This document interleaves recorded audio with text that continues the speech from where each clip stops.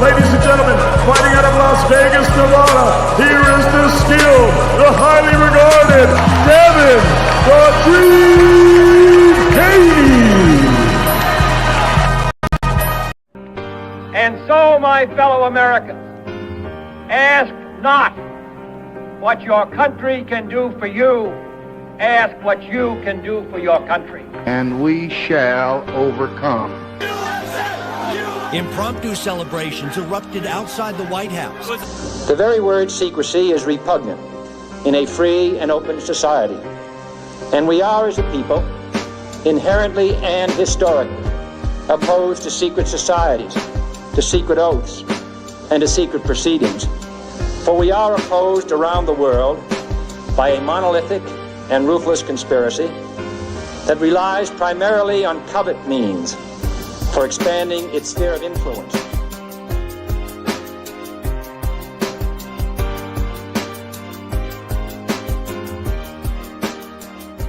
Bud Crawford is a fight fan, and he's a fight fan's fighter. The Ennis Express is a runaway train! Ain't no pressure when you built for this. Man down! Round one! The truth hurts! Ladies and gentlemen, presenting the undefeated super flyweight from San Antonio, Texas, Jesse Damn Rodriguez!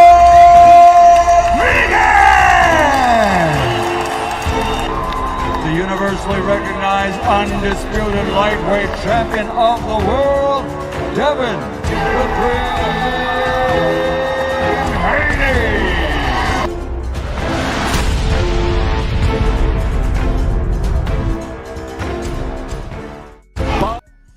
Yo, what up? We back again for another episode, man. Shout out to everybody in the building. Salute to everybody in the chat, man. We got things we got to cook on tonight. As always, boxing still moving. Out of order, of course. It seemed like some of these guys out of order. We got Turkey. He coming out. He making a huge move as far as promoters and the sport of boxing go. As far as the next fights we're gonna be seeing, we had Canelo Alvarez, William Scull face off. I say it respectfully, man. Give me a better translator. I say, hey, give me a better translator. I might be out of order. Piro, I might need you to come translate for this one right here, Piro.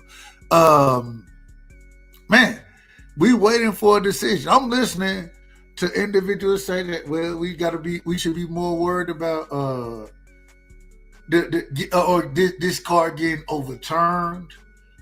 A lot of people are saying that they think that it should be overturned. I went back and thought about it, and I have a slightly different opinion. Slightly different, still very similar though. Still very similar to the one I've had the entire time. And so, man, we got to cook on all these things. We got to have a conversation. Y'all know what it is. But before we get started, man, as always, we got to shout the crowd out, man. We got to shout the chat out. Salute to my brother in the building, Texas G.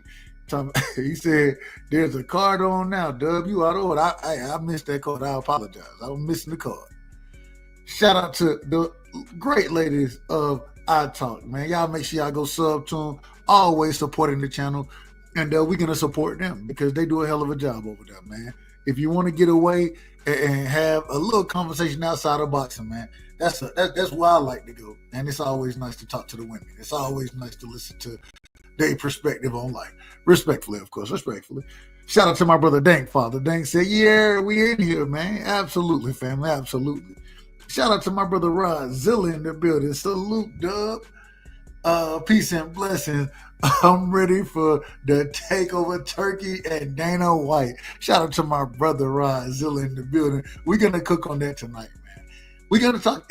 Do y'all think that's a good thing? What Turkey and Dana White is doing? Do y'all think it's a good thing? I have my opinion on it, and we're gonna speak on it. But I want to hear y'all opinion as well, man. I want to hear, and I heard mixed opinions on this. I heard mixed opinions, so I want to hear all of it. And we here for it tonight. Shout out to my brother Piro, man. Salute, Piro. I told you we might need a translator one day. We might need a translator. So if I need one, I'm calling you. Shout out to Tiny, or excuse me, Tiny Winky in the building. I hope I said that the right way. Tinky Winky, excuse me. I said Tiny. Tinky Winky. Straight off of I believe, what was that? What that one powder, what was that? What they called them things, man? Back the Teletubbies. Straight off the Teletubbies, man. Shout out to the Teletubbies. Respectfully, of course, respectfully. Let me see. Shout out to Big Dog Willie in the building, man. Big Dog, I already know he finna come in. I know Big Dog, it seems like they coming at your helmet a little bit as well. It seems like they coming at your helmet, brother. As always, we dropped the link early because we get started late. But I got to go through a few things real quick. Hold on, what my brother just said. Let me pin this at the top. We're going to pin the link right there. He said, excuse me, I got some questions I want to ask KO and you, bro, but I ain't got the time. Hey, I'm here to answer any question anytime y'all feel. If you feel you need to challenge anything I'm saying, feel free to pull up. Hey, ask the question. You can put it in the chat. I'm going to answer it as well. I ain't got no problem with it. Listen, first things first.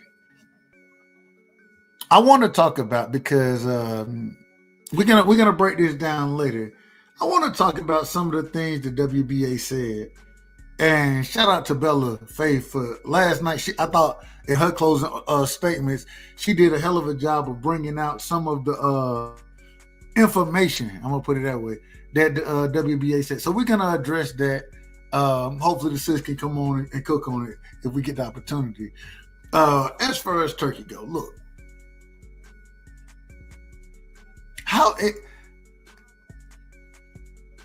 What happened to competition?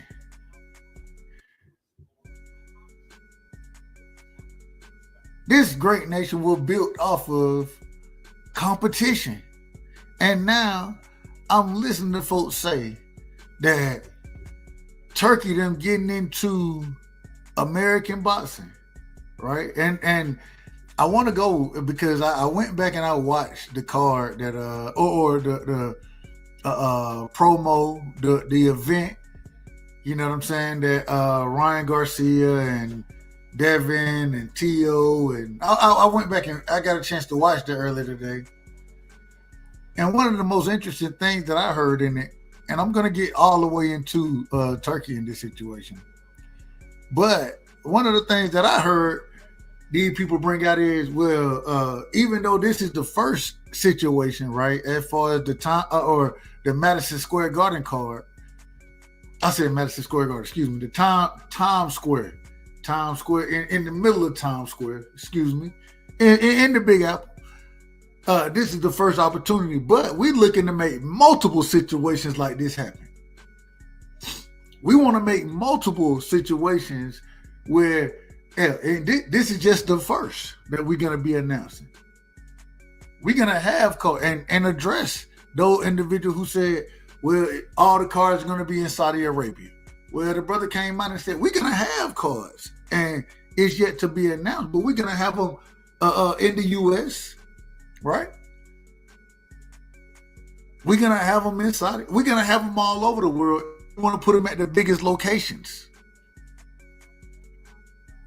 That's what the individual, and I'll address that in one. Give me one quick second, Texas G. I'm going to address that.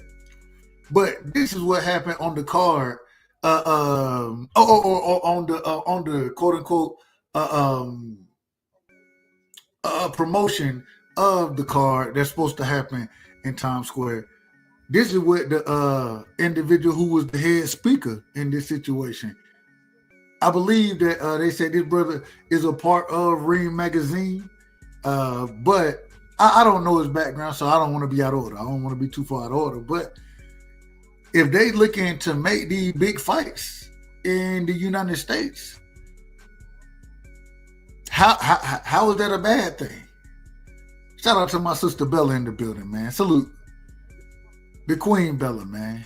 Much love and respect, sis. I don't know if it's Jesus or Jesus. I say that respectfully. So we're gonna call you. Shout out to JM in the building, man. Shout out to JM. Y'all hit the like button. Hit the like button.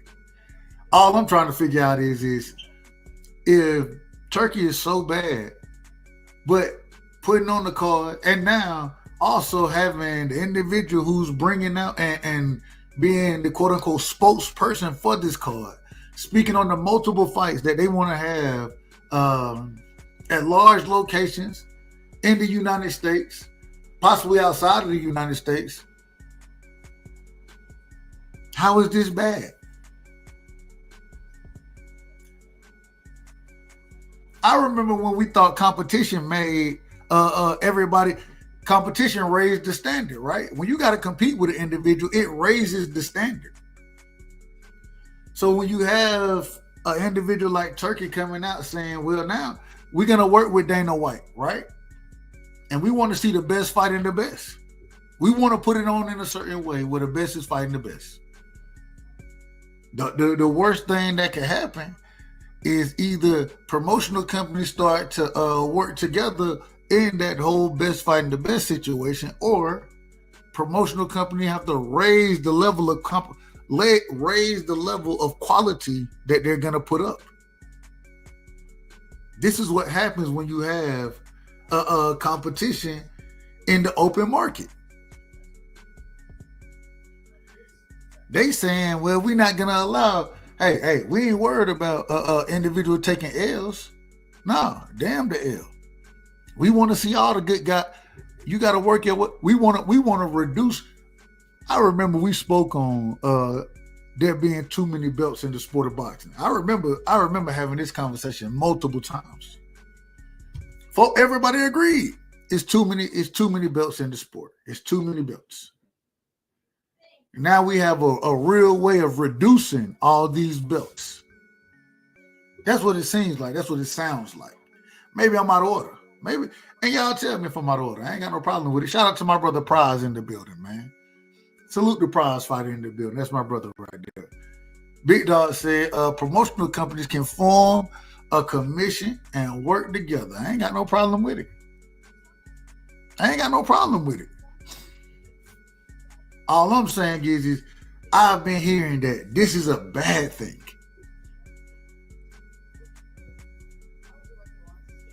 We live in an open market.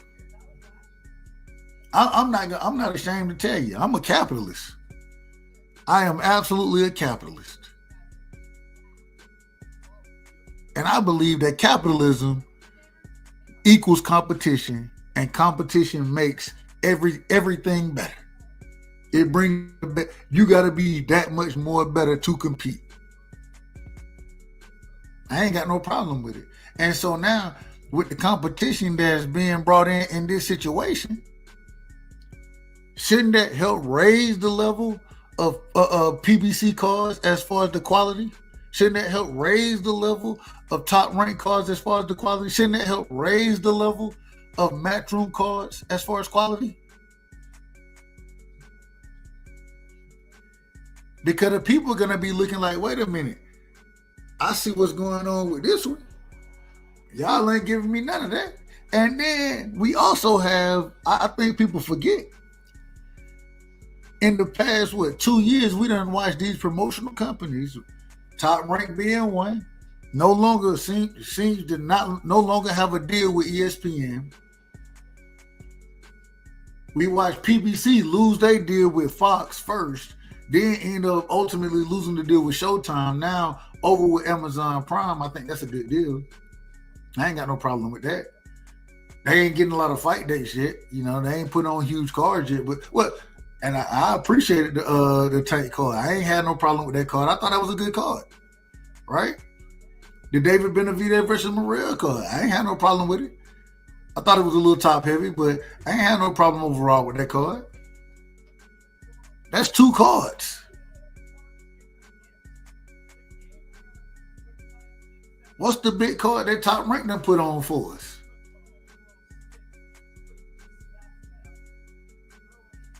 Baranchek versus and I say that respectfully, Baranchek versus Keyshawn. Is that the big card? I think this opens the door.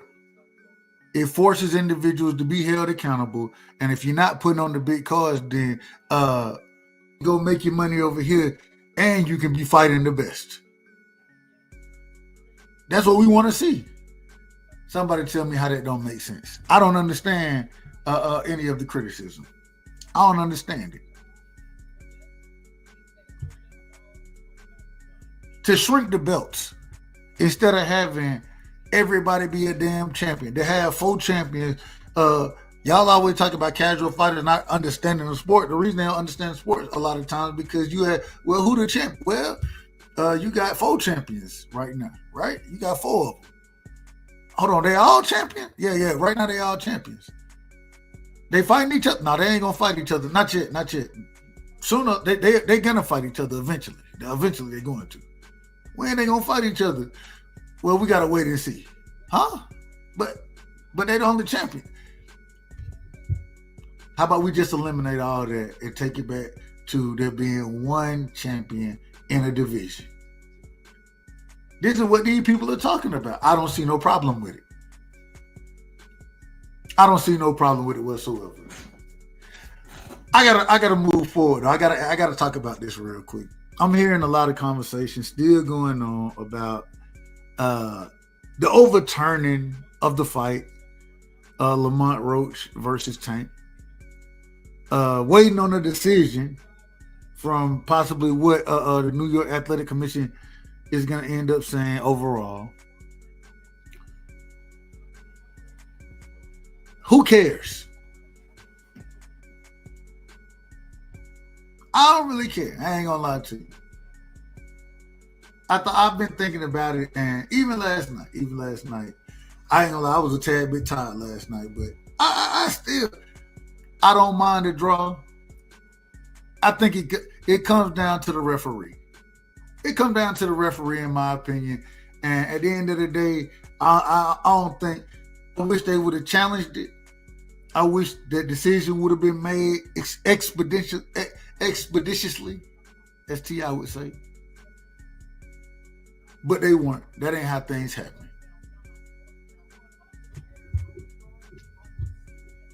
I done heard folks tell me this thing need to be turned into a no contest. All right, you out of order.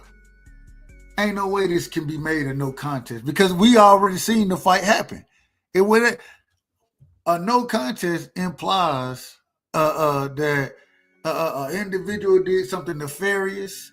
This was a contest. Matter of fact, the contest that I still believe Lamont Roach won.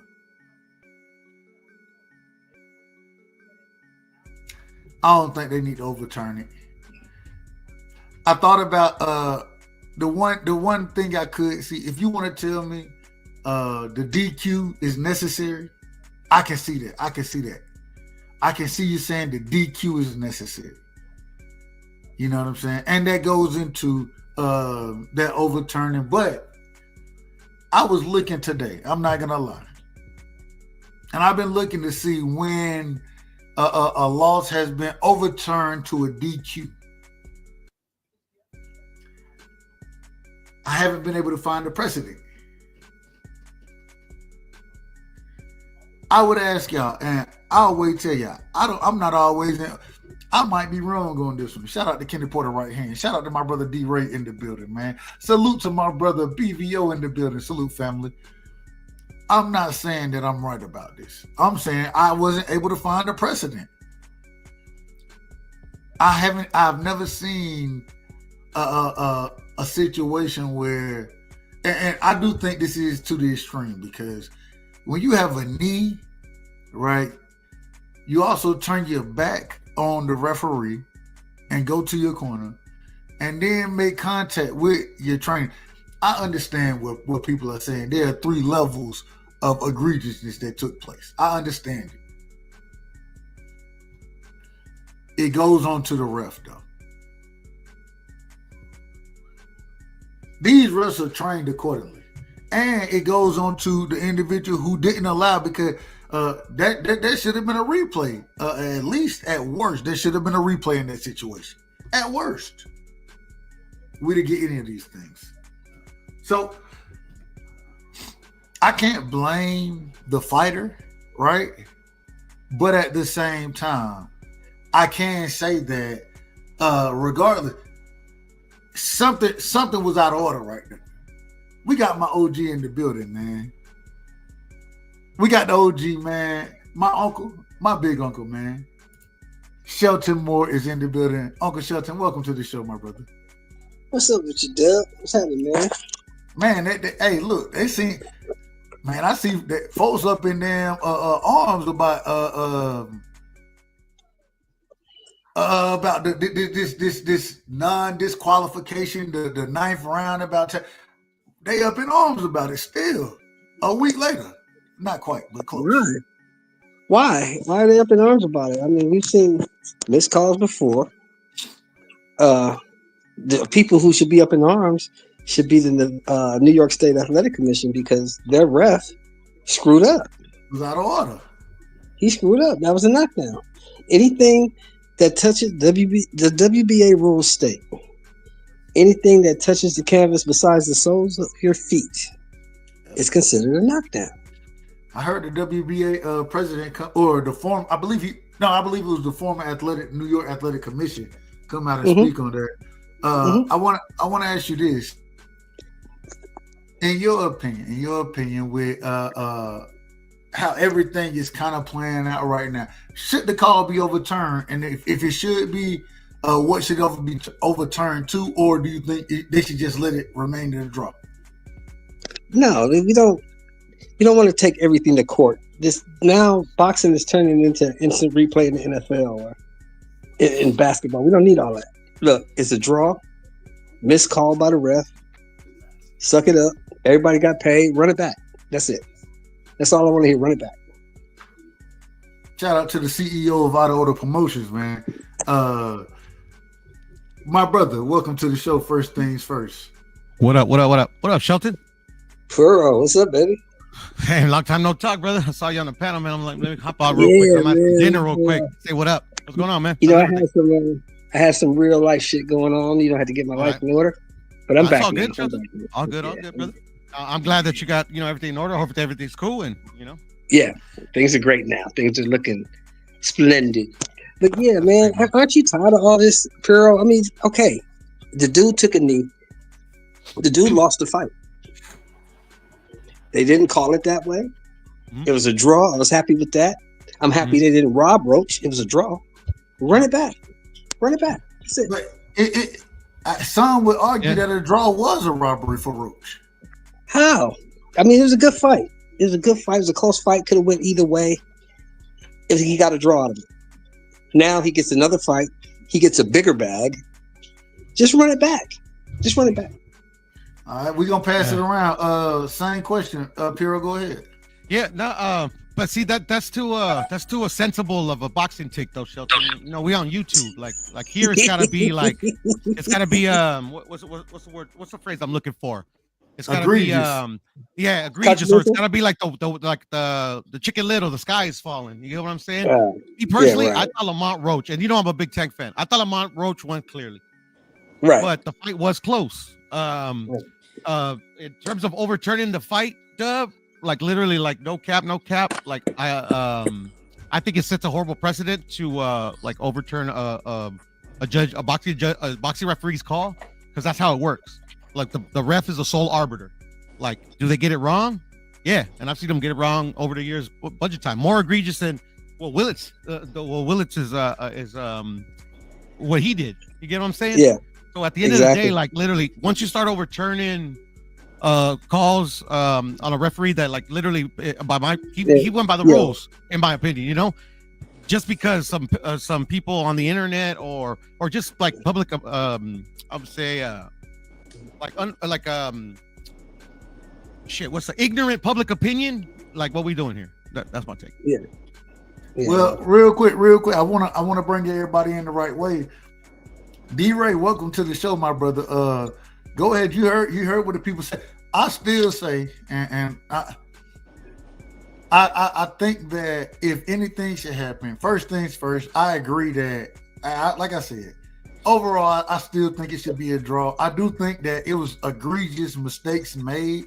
I think it was very egregious mistakes made, but man, it sets a certain precedent to overturn. Man, let that shit be a draw, man. I just say let it be a draw.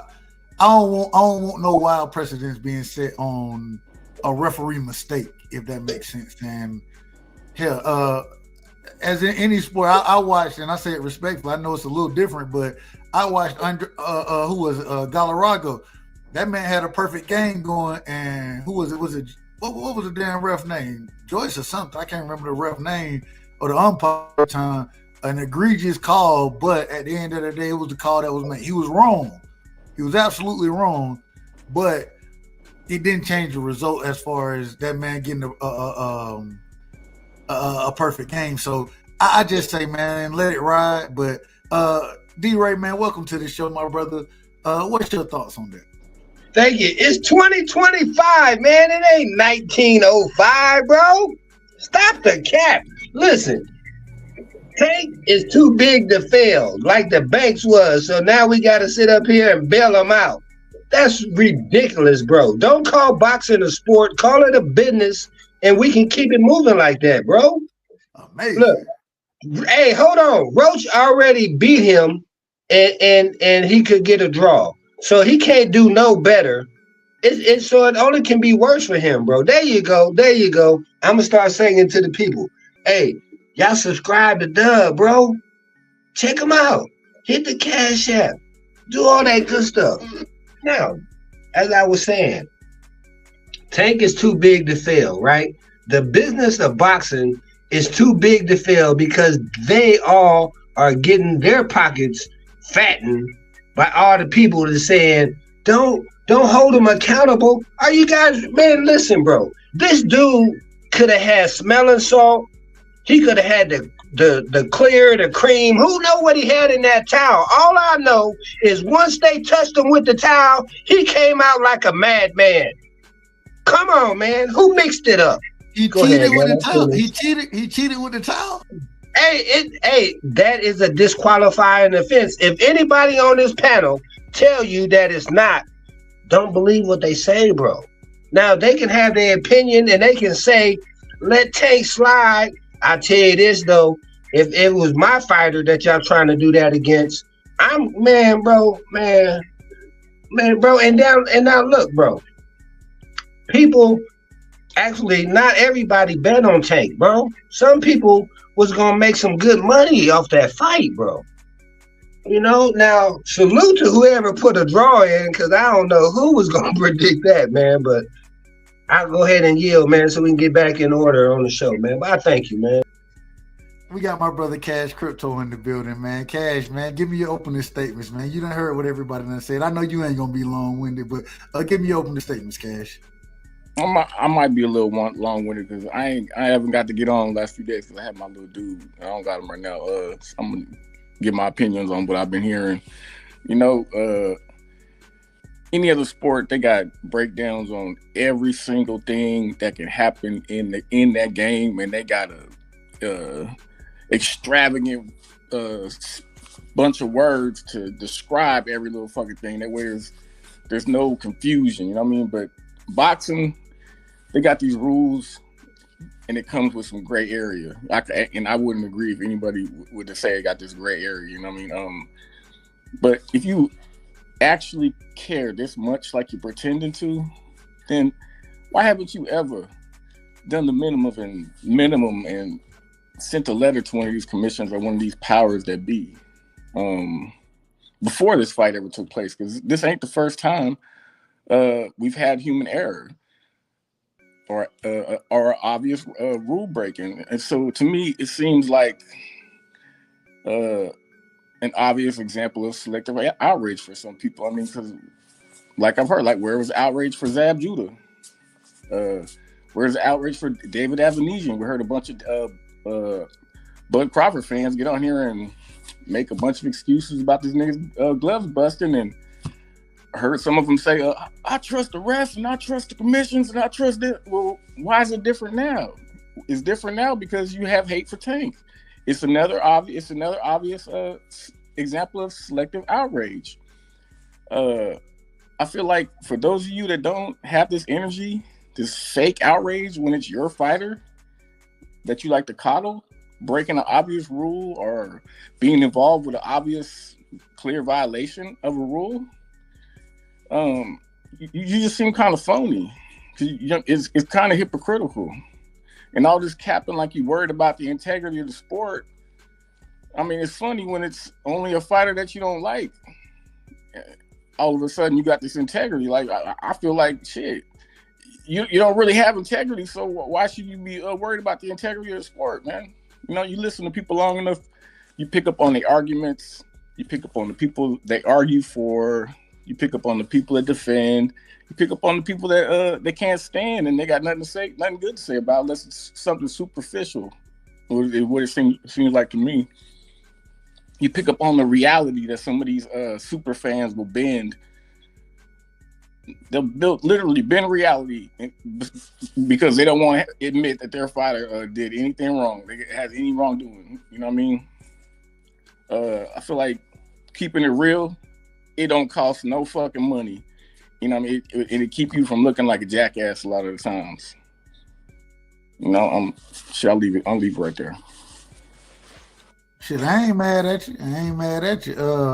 I'm gonna bring you right back. But next, we got to bring up my sister, man. Did a hell of a cook yesterday as far as the WBA goes. We got the Queen Bella in the building, straight out of Georgia as always, man. Sis, welcome to the panel. Give me your opening statements. Hi, Dub. What up? Yeah, hi, Dub. I totally agree. Dub, it really doesn't cost anything to keep it real.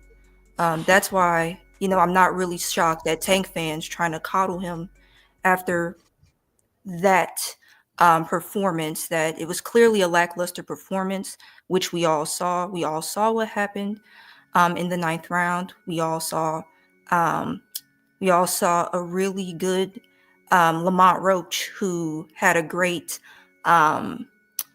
who displayed great, some great boxing, definitely some things he could work on, but majority of the people that watched the fight thought that he won.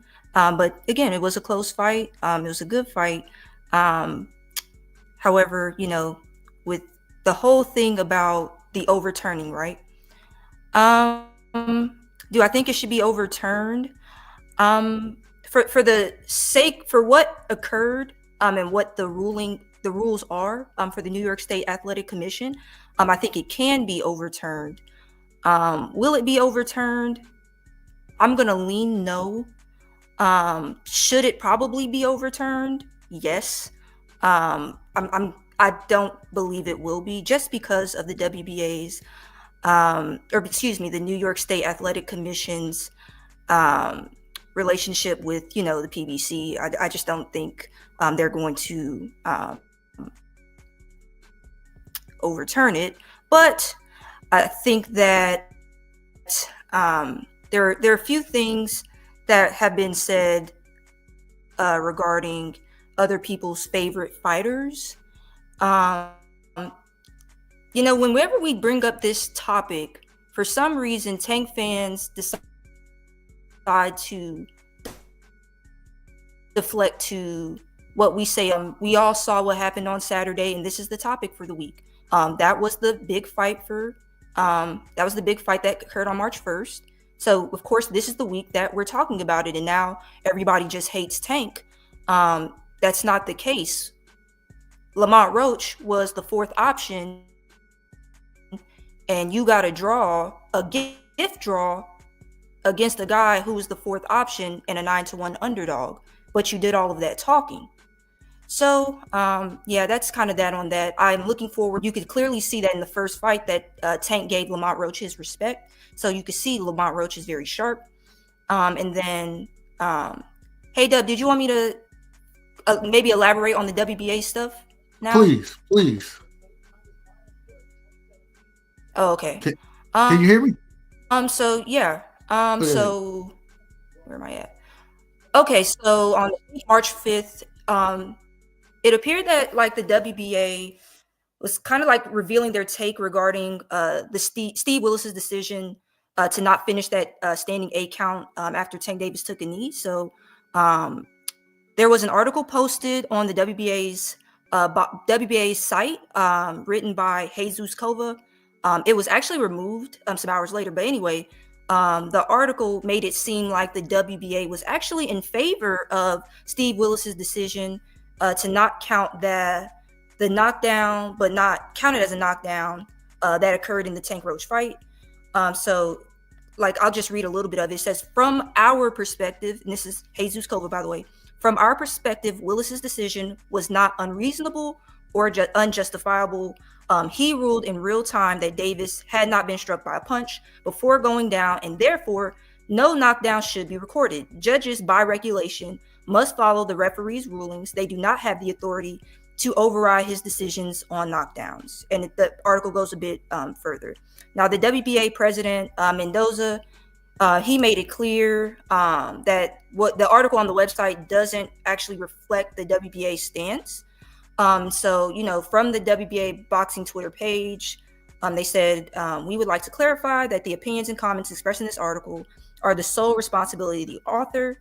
And then Gilberto Mendoza, he also took to his own Twitter to say that please stop misleading an opinion from a collaborator on the website. He doesn't belong to any committee, has any influence or opinion in any matter of the association. He also said that he stood by what he expressed last Sunday in Ring Magazine, which was that he believed Roach dropped Tank, but the referee let him slide, and that the knockdown should have been counted, essentially.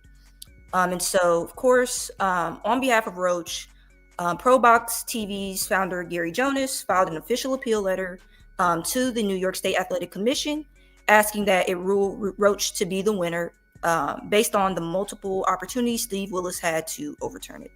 So it looks like they are going to rematch, but yes, Roach is asking for an overturning.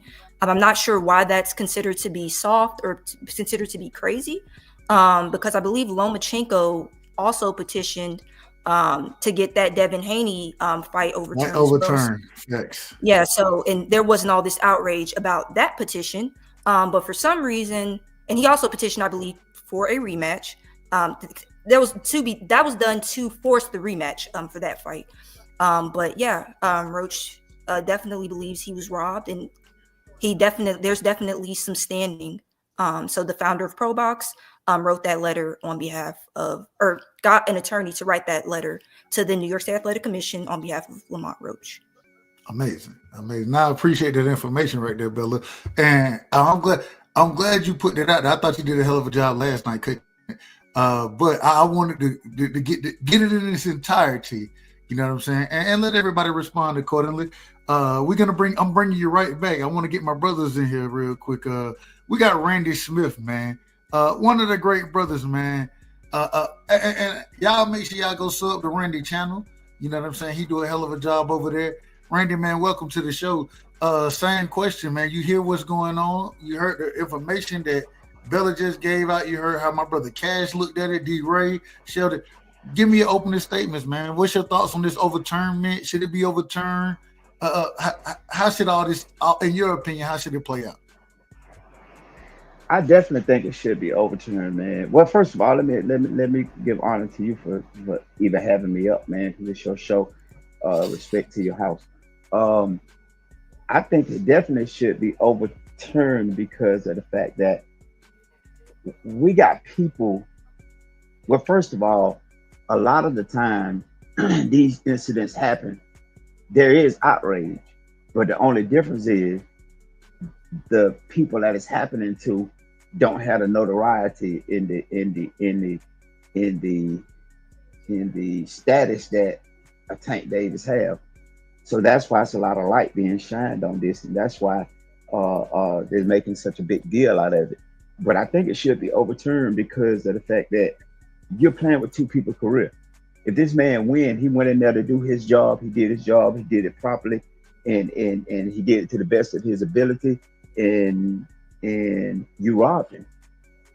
You robbed him. And I think it was a cherry pick went wrong, and I'll continue to think that because he thought he had somebody he could just come in there and beat, but he realized he couldn't beat him. And I guess so. He took his knee because he had never been in that situation before. This what I think. He had never been in that situation before, and he really didn't know how to respond to the situation, and he didn't want to get knocked out, or he didn't want it to go farther than it did, or he didn't have no answer for what was going on, or the answers he was bringing to the table wasn't the correct answer. But as back to it being overturned, I think it should be overturned because if you give a man what he worked for, then you haven't robbed him. The man has gotten robbed because he's missing a point. And if you give him that point, maybe the outcome is different. In a lot of situations, that point don't really matter. But in this situation, the point matter. And I believe if the referees would have known this was going to cause that kind of controversy, they would have made the margin wider so that they can give him that point just to pacify him, or they wouldn't be having this issue. But they didn't know this was going to go down. But if you follow the money, Doug, you will find out what's going on because it's all about the money. Even though they got paid what they paid, we don't know who in the background betted on Tank to knock Roach out, or betted on Tank to win, or betted against the odds, or whatever the case may be. So once you change the decision, not only do you change it for Tank, but then what about these people betted all this big money that had insight on the game? You feel what I'm saying? And then Tank telling Roach they're not gonna give it to you. Come on, it's almost like you already know that this is what it is. What I'm saying now, and I'm a yield. What I'm saying now, I stick to what I'm saying. They can go back and watch my videos. I say the same thing about any fighter because I've gotten old enough to understand that I can't get emotionally involved with none of these fighters because fighters come, fighters go. But the game gonna stay here. And my integrity got to stay in shape because I'm not finna make myself look like a fool talking behind somebody that don't even know me, or defending somebody that don't even know me, or don't even care nothing about me. So I ain't got nothing but my integrity. That's not my child, so I don't have to go hard for him. I yield. It's so funny you say that, and I'm gonna bring everybody back. It's funny you say what you said because even with the whole it being a knockdown, whether it wasn't a knockdown, any of that, it did affect the fight. But I want to pass this around because I think Cash kind of disagreed with what you said there. I think that Mr. Sheldon might disagree as well, but it is interesting to see so many different opinions on it. Where at the end of the day, and shout out to Teach. I got to say, shout out to Teach because Teach brought up a point over at Knockout. He was like, hey, we talked about when Caballero and Zane was fighting, and I thought Caballero had Zane hurt to the body, and the ref rushed in there. I was like, man, this is out of order. This is ridiculous right here, what this man is doing. The ref was clearly out of order there. The only difference is the right person won the fight, right? And the Carlos Adames versus Shiraz fight, we criticized Turkey for going and doing what he did. You know what I mean? And said, I said myself, it gives credence to when Tank was making the point, I may go over there and get robbed. I said it gives credence to his point with what we saw in that situation. But now that all of this has happened, I have to say, shit, if it gives credence to Tank's situation going over there to get robbed, well, you don't want to fight Tank in the United States then, because clearly you can get robbed. That's what it seems like. That's what it seems like. Go ahead. That's what I was gonna say, Dub. He said that he didn't want to go to Saudi because he had to get the knockout. Right. If he don't get the knockout, he gonna get robbed, right? That's what he said?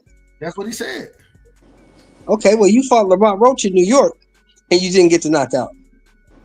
So and Lamont Roach got robbed. Yeah, so what's the difference? What are you talking about, Tank? What are you talking about? So maybe Tank is talking about and the panel is open. He might get a fair decision over there, and he might not get the win because we just heard him and Lamont Roach say, he told Lamont, they ain't gonna give it to you. You know what I'm saying? No matter what you do, basically, no matter what you do, how bad you beat me, if you don't knock me out, they're not gonna give it to you. So I'm gonna take a knee in case so you won't knock me out. But anyway, that's just throw that in there. Well, I'm just saying he didn't get a fair decision over here according to him. So what's the difference? I still don't see what the difference is. Who didn't get a fair decision? Tank says he won the fight. Tank says he didn't get a fair decision. But then we looked at the fight and we feel, a lot of us, not everybody, a lot of us feel like Roach won the fight. So he did get I thought Roach won the fight 7-5, clearly. I thought the fight was 7-5 Roach, clearly. I think so too. But then Tank didn't get a fair decision, but he didn't get a loss. You feel what I'm saying? He didn't get the win. You feel what I'm saying? But y'all agreeing. Y'all literally agreeing. Y'all both saying I get where you're going. I'm just saying that his point makes no sense. Right. His point makes no sense, is all I'm saying. Tank's point makes no sense. The way you looking at it, Uncle Shelton, you saying he's saying he can't get a fair decision over there. Well, he claimed that he didn't get a fair decision over here anyway, even though he lost the fight. Right. He claimed I see where you come. I think I see what exactly. You're saying. Exactly, Dub. You got me. Go ahead. Hey, panel is open, man. Yeah. I just think the referee realized, I don't know which way this fight going, but I don't want to be the one that caused this point, if there's a point difference in it, and be the one that caused Tank to lose the fight. Because I might not get a big shot again at a big fight. That ain't your job as a referee. That's not his purview, though. That's not his job. That's not his purview. As a referee, the only thing you can say is, was this a knockdown? Was this not a knockdown? Did the man take a knee to the point? Should it be a standing 8 count? Should I be deducting a point? Should I be calling a disqualification? I can't sit here and say, well, I don't want to be the one who decide the fight, so I don't want to say no, damn that. By your logic, you saying. By your logic, you saying that Steve Willis had some money on the fight. That's what you saying. Now, what I'm saying is Steve Willis doing his job from the higher up. This is our man to win, and whatever you got to do, if it's in your control, this man got to win. So the fix was in. So the fix was in. Well, I would say he protecting. I would say he protecting the higher up investment, because then nobody expected to go to this. But he was being fair by making the count. But then he realized, hold on, I can't count this man because I might not have a job tomorrow. You feel what I'm saying? So basically, what you saying? I guess you can call it. I guess you can call it that. But I'm just saying. I'm not saying that it didn't cheat. It ain't. I'm not arguing because I don't argue for either one of them. I'm just trying to argue for the right call. You feel what I'm saying? But I'm not arguing the fact of a knockdown. I can care less about that. I'm going about the rule that he touched the canvas. Ain't no excuse. Everybody on TV and everybody in the arena seen that. So that's my argument. You touched the canvas. You owe this man a point. You feel so what you're saying is the fix was in. That's what you're saying in a roundabout way. That the fix was in. I guess we'll go with that. We can go with that. We can go with that. The fix was in. But I just say when I hear the fix was in, I just hear it from a standpoint is okay. We don't rig this up. You know what I'm saying? But I didn't think it was gonna go to this. You feel what I'm saying? That's why I was choosing that word. Go for it, Doug. I'm not saying it was in literally like that as far as it being rigged up, but I think according to, like you said, shit, this the A side. You didn't use that word, but this the A side. I can't count this man. I can't. That's what you were saying. So what? All I'm saying. That's what we That's what I was saying. You know, we can't do that. You know, that's where we at now. If that had been Roach, if that had been Roach, the count wouldn't have stopped. That's where we at now, boxing. D-Ray, that's where we at. Hold on, D-Ray, Cash Belly, y'all jump in. Anybody? No. Hey, and I just wanted to bring up real quick. Bella had made a great point the other day when she said when the ref stopped the count and Roach went to say something about it, Tank told him, "This my ish." So Cash, I'm asking you, Cash. That's where we at in boxing now. That's where we at. That's what we're doing. You say you're asking me something? Yeah, I'm asking you. That's where we at in boxing. That's what we doing now. I wasn't paying. I'm in the middle of writing something. Pertaining to what, real quick? They talking about that Steve Willis started to count when Tank took the knee. Hold on. Because No, hold on, bro. Let me explain it. Oh, go ahead. Hold on. He said that. I heard. I understand. Yeah, he said that Willis started to count, and then he thought about it and said, "I can't count this guy out because I might not have a job tomorrow." Is that where we at? That's what we doing. Now, like I said, bro, like I'm not a super Tank fan, so I wouldn't give a fuck if Tank got an L on his record. You know what I mean? That shit I don't even care about no shit like that. But right. To me, it's human error. It's human error. It's not the first time, and it's not the last time we go see human error in boxing. I watched a little piece of Manager Marty's show that he heard earlier, and he got credentials in timekeeping, refereeing, and judging, and he pointed out that the ref said he called time. So once you call time, the whole count it doesn't even take into effect because the scorekeeper. Yeah, that's a rule. You know what I mean? So I mean, if you guys, I would just you know what I mean? I would just refer that you go listen to someone who knows all the ins and outs and how these things go together. You know what I mean? So when I heard him say that, I was like, damn, well. But to me, it's irrelevant.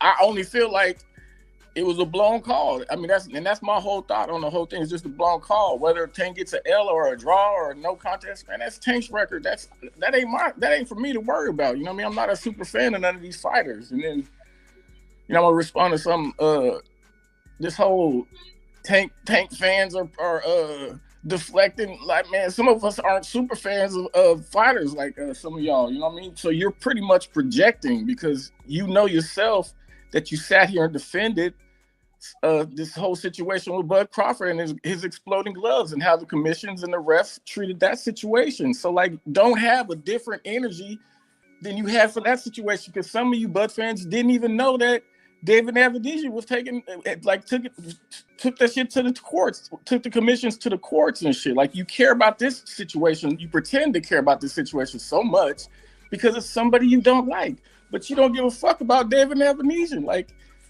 you know what I mean? Where's the consistency? You know what I mean? That's what I see. Well, that escalated quickly. Was wrong for that was wrong on Bud's behalf. They should have. Oh, you know I was coming, D-Ray. No, go ahead, man. My phone cutting up, so it's cutting in and out. I thought he was finished. I'm sorry. No, go ahead. Go ahead. Yeah, that didn't make much sense, but I'll respond to it. Like I had already said about that glove situation, Everlast actually came out in support of Terrence Crawford, stating that the leather on those gloves were defective. So David Dicision could petition, do whatever he wants to do. David Dicision was knocked out in that fight. And so back to this Tank debacle though, and saying super fans, that's total BS. Tank fans have been his defense attorney all week, trying to say something new or say something that's like, you know, just listen, bro. Tank had probably his worst performance, and so, like, yeah, get it back. But Lamont Roach does have the right. Lamont Roach and his team, they do have the right to petition the commission. I believe, again, it was that ProBox TV founder, Gary Jonas, who sent it into the New York State Athletic Commission on behalf of Lamont. And so, in terms of, like, you know, folks being super fans of one fighter, no, we're all a fan of boxing, and all of us, you know, the entire boxing community, not just people on YouTube, but people with shows, people on ESPN, people, you know, with podcasts. This is what's being talked about this week. It's not Tank hate. We all saw the same thing that happened in round 9, and it was so to bring up that there's inconsistency. No, the inconsistency would be in not there not being no statement or nothing being done about what occurred, what Tank Davis did in round 9. Moving forward, that's going to be a very big issue if fighters can just take a knee because they're in some sort of distress that the referee cannot even tell they're in distress, didn't communicate or anything. Moving forward, that would be a very large problem. So stop trying to, cry and why you care about the integrity of boxing now? Like, just be accountable. Do better in the rematch. Stop fighting in spurts. Actually get ready for the fight. And stop playing around. This dude was the fourth option. He was a 9-1 underdog. Tank definitely the reason why Roach, in my opinion, I thought he won the fight, and a lot of people thought he won the fight. The reason it's so bad is because we could see that Tank can beat Lamont Roach. Lamont Roach doesn't have the best footwork. I think Tank's footwork is better than Roach's. I think Tank does things better than Roach, but Tank clearly had respect for Roach and his power, and he was sharp. And Lamont Roach did a great job that night, and I think he deserved to win. So yeah, we called it a gift draw because we thought it was. A lot of people called it a gift draw because it was. But yeah, Tank can get it back in blood. But yeah, Lamont Roach also can get this overturned. Now, if it'll be a W or a no contest, we don't know. But it can happen. So I yield. I like that, Bell. Hey, real quick. Let me bring my brother Frequent in the building, man. I appreciate you pulling up, Frequent, man. Let me get your opening statements. You done heard what everybody kind of cooking on. Give me your opening statements, my brother. Well, my opening statement is everybody keep focusing on him taking that knee and the count and all of that, and people asking why did he stop counting? But when you think about it, when a person take a knee, the ref is going to stop counting when you get up. You know what I'm saying? He took a knee and he didn't stay down long at all. He got right up, and ran over to the corner. So I think people looking at that knee, they focusing on the knee, but I'm more focused on the other things, the other infractions that he did. He turned his back first of all, then he ran over to the corner and he got touched by his trainer. You know what I'm saying? Pause, not in that way, but he stuck his head out the ropes. He stuck his head out the ropes too. Yeah, you know what I'm saying? So it was too many things that he did wrong for one of them to be. Let him finish. It was too many things that he did wrong for the ref not to, focus on one of those things, and also the kneel, the whole process got completed. It was supposed to have been treated as a knockdown because he took a knee. The ref started counting. When he got up, the ref stopped counting. So that the whole thing was executed. So why wasn't it, reflecting on the cards and everything, And then the last thing is that they told the public that it was a malfunction and they didn't get the replay video. But then we found out on ProBox that they did have the replay video and they confirmed that they received it, and they looked it over and they said, and their response was no punch, so no knockdown. But I think they realized that didn't go along with the rules, because the rules state that if you voluntarily take a knee, it's a knockdown. No punch don't have to be involved with it. I ain't mad at it. I want everybody to respond, but before I let y'all respond, I want to bring Tony in, let him get his bars off, and then I'll let everybody cook accordingly. Tony, welcome to the show, my brother. You done heard what the people are talking on, and I have response. I want to say something, but we got to let you get your bars off. Welcome to the show, my brother. Hey, how's it going? Are y'all talking about Tank or Canelo? Because I just got here. Tank. Okay, as far as Tank goes, yeah, I mean, it is what it is. I don't think the infractions after the knee really matters, and I don't think they should be focused on, because they're going to be the hardest to get proven or accepted.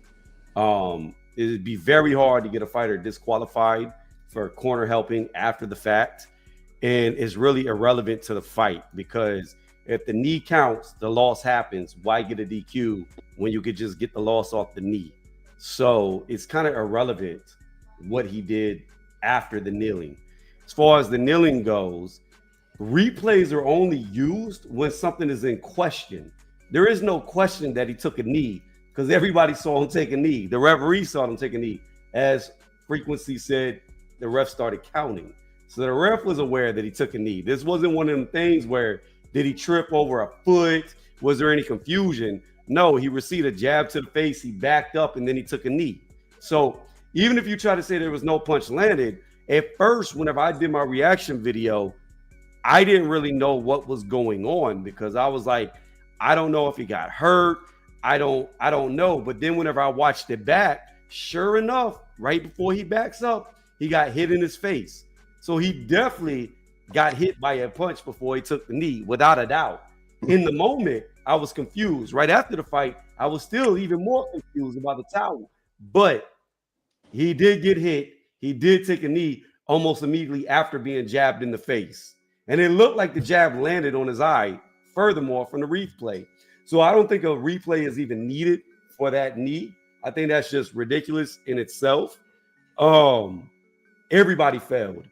The judge failed. The commission failed. The replay failed. The excuse failed. The WBA failed when they came out and had to do a retraction to what they said.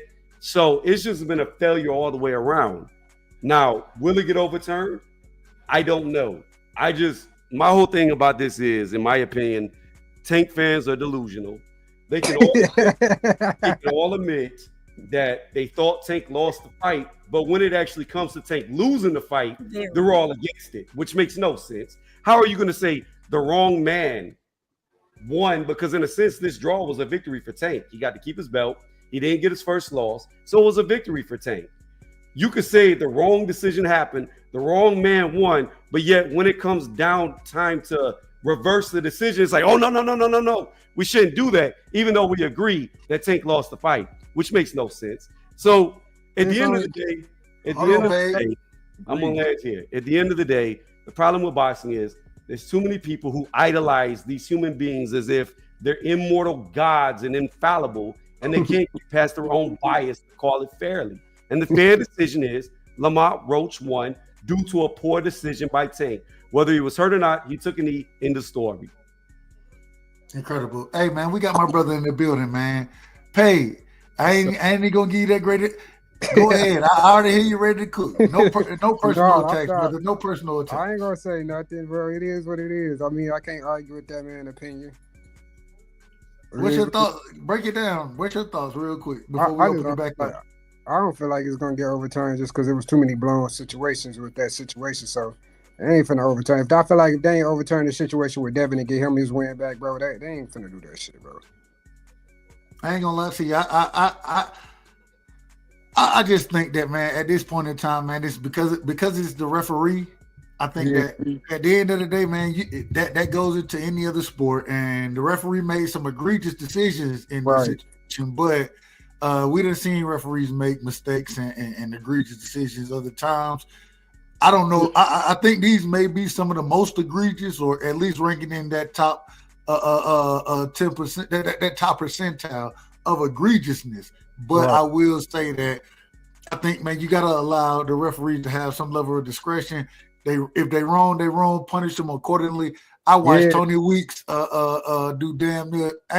He didn't do nothing this bad, in my opinion. As far it was just as bad when he saved Rolly Romero from getting his ass whooped by Barroso. So when he never really got hit by none of them punches and was ever phased by them punches. All I'm saying, at the end of the day, it's hard for me to say, and I understand it because of and even when I've thought about this multiple times, but even thinking back on it, the only way I can see, if you want to say something about the DQ, maybe I can see that. But outside of that, I don't think anything else is going to warrant them to actually overturn the results of this fight. You know what I'm saying? But hey, it is what it is. We'll pass it around. I know Bella was about to jump in. I think Cash, Mr. Shelton, everybody had a little something to say. Bella, go ahead. But yeah, Dub, the only thing is, I understand that the referee is like, the sole arbiter. However, what I feel like is being ignored is that this fight took place in the jurisdiction of, it took place in New York. So the New York State Athletic Commission has jurisdiction. So a part of their instant replay policy for boxing competitions as of 2020, this was implemented by vote of the commissioners on September 5th. It says, pursuant to the above cited authority, the commission has approved instant replay as described below. When adequate technology is available, instant replay may be used to determine the correct outcome of a bout, including but not limited to causation of a cut, knockdown, trip or slip, accidental or intentional fouls, finding sequence. And at the bottom of it, it says, nothing in this policy shall restrict the commission's authority to review outcome after the final official outcome of a bout has been announced in the ring. So that's why they're reviewing it. They can review the outcome after the fight per the instant replay policy. But if that's the case, then you might as well go back and reevaluate every round. If that's the case, why no infraction happened in the other rounds? But you can't determine that. You can't determine the outcome. You can't determine the outcome of a fight by just one round, bro. Yes, okay, you so yes, you can. Why you say that, bro? If the entire fight,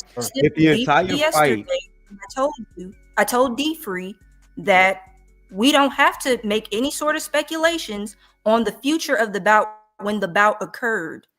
After the when the ninth round happened and Tank took the knee, turned his back to the ref, wiped his face with the towel, we all could see that the beneficiary of that self-approved timeout was Tank. Tank began to put punches together and got momentum to the matrix, that round. Bella, your mic's going out. So much so that two of the judges voted actually Tank into consideration because the referee didn't call anything. But here's my thing. You can most definitely. We don't need to speculate. That's just my. You can most definitely go back in time and make the correct decision, because you got to understand, in the case of a draw, when it comes down to something that's so blatantly, we're not talking about a slip. We're not talking about a questionable point. Was it questionable that he got knocked down? We're talking about a blatant, obvious knee. There's no getting around this. Like, this is so blatantly obvious that there is no ifs, ands, or buts. That's the problem with this. There is no getting around the fact that he took a knee. There's no excuse. There's nothing to hide. There's nothing. It's the referee. Facts. There's no gray area there, bro. The referee blew the call. Hold on. That's why they review it. Wait a minute. One at a time. Let Paid respond, and then we'll come to you, Frequent. And we got to get BVO in here. So after Frequent, we got to come to my brother BVO, man. My only issue is, bro, I can't put the onus on the fighters for the referee fucking up the call, bro. Because at the end of the day, like I said, if he was going to continue to count, he should have just continued to count. If not, then you suspend the account, which is what he seemed like he did, suspended the account and continued the fight. Like, that's not on the fucking fighters for the nigga fucking up. That's on him.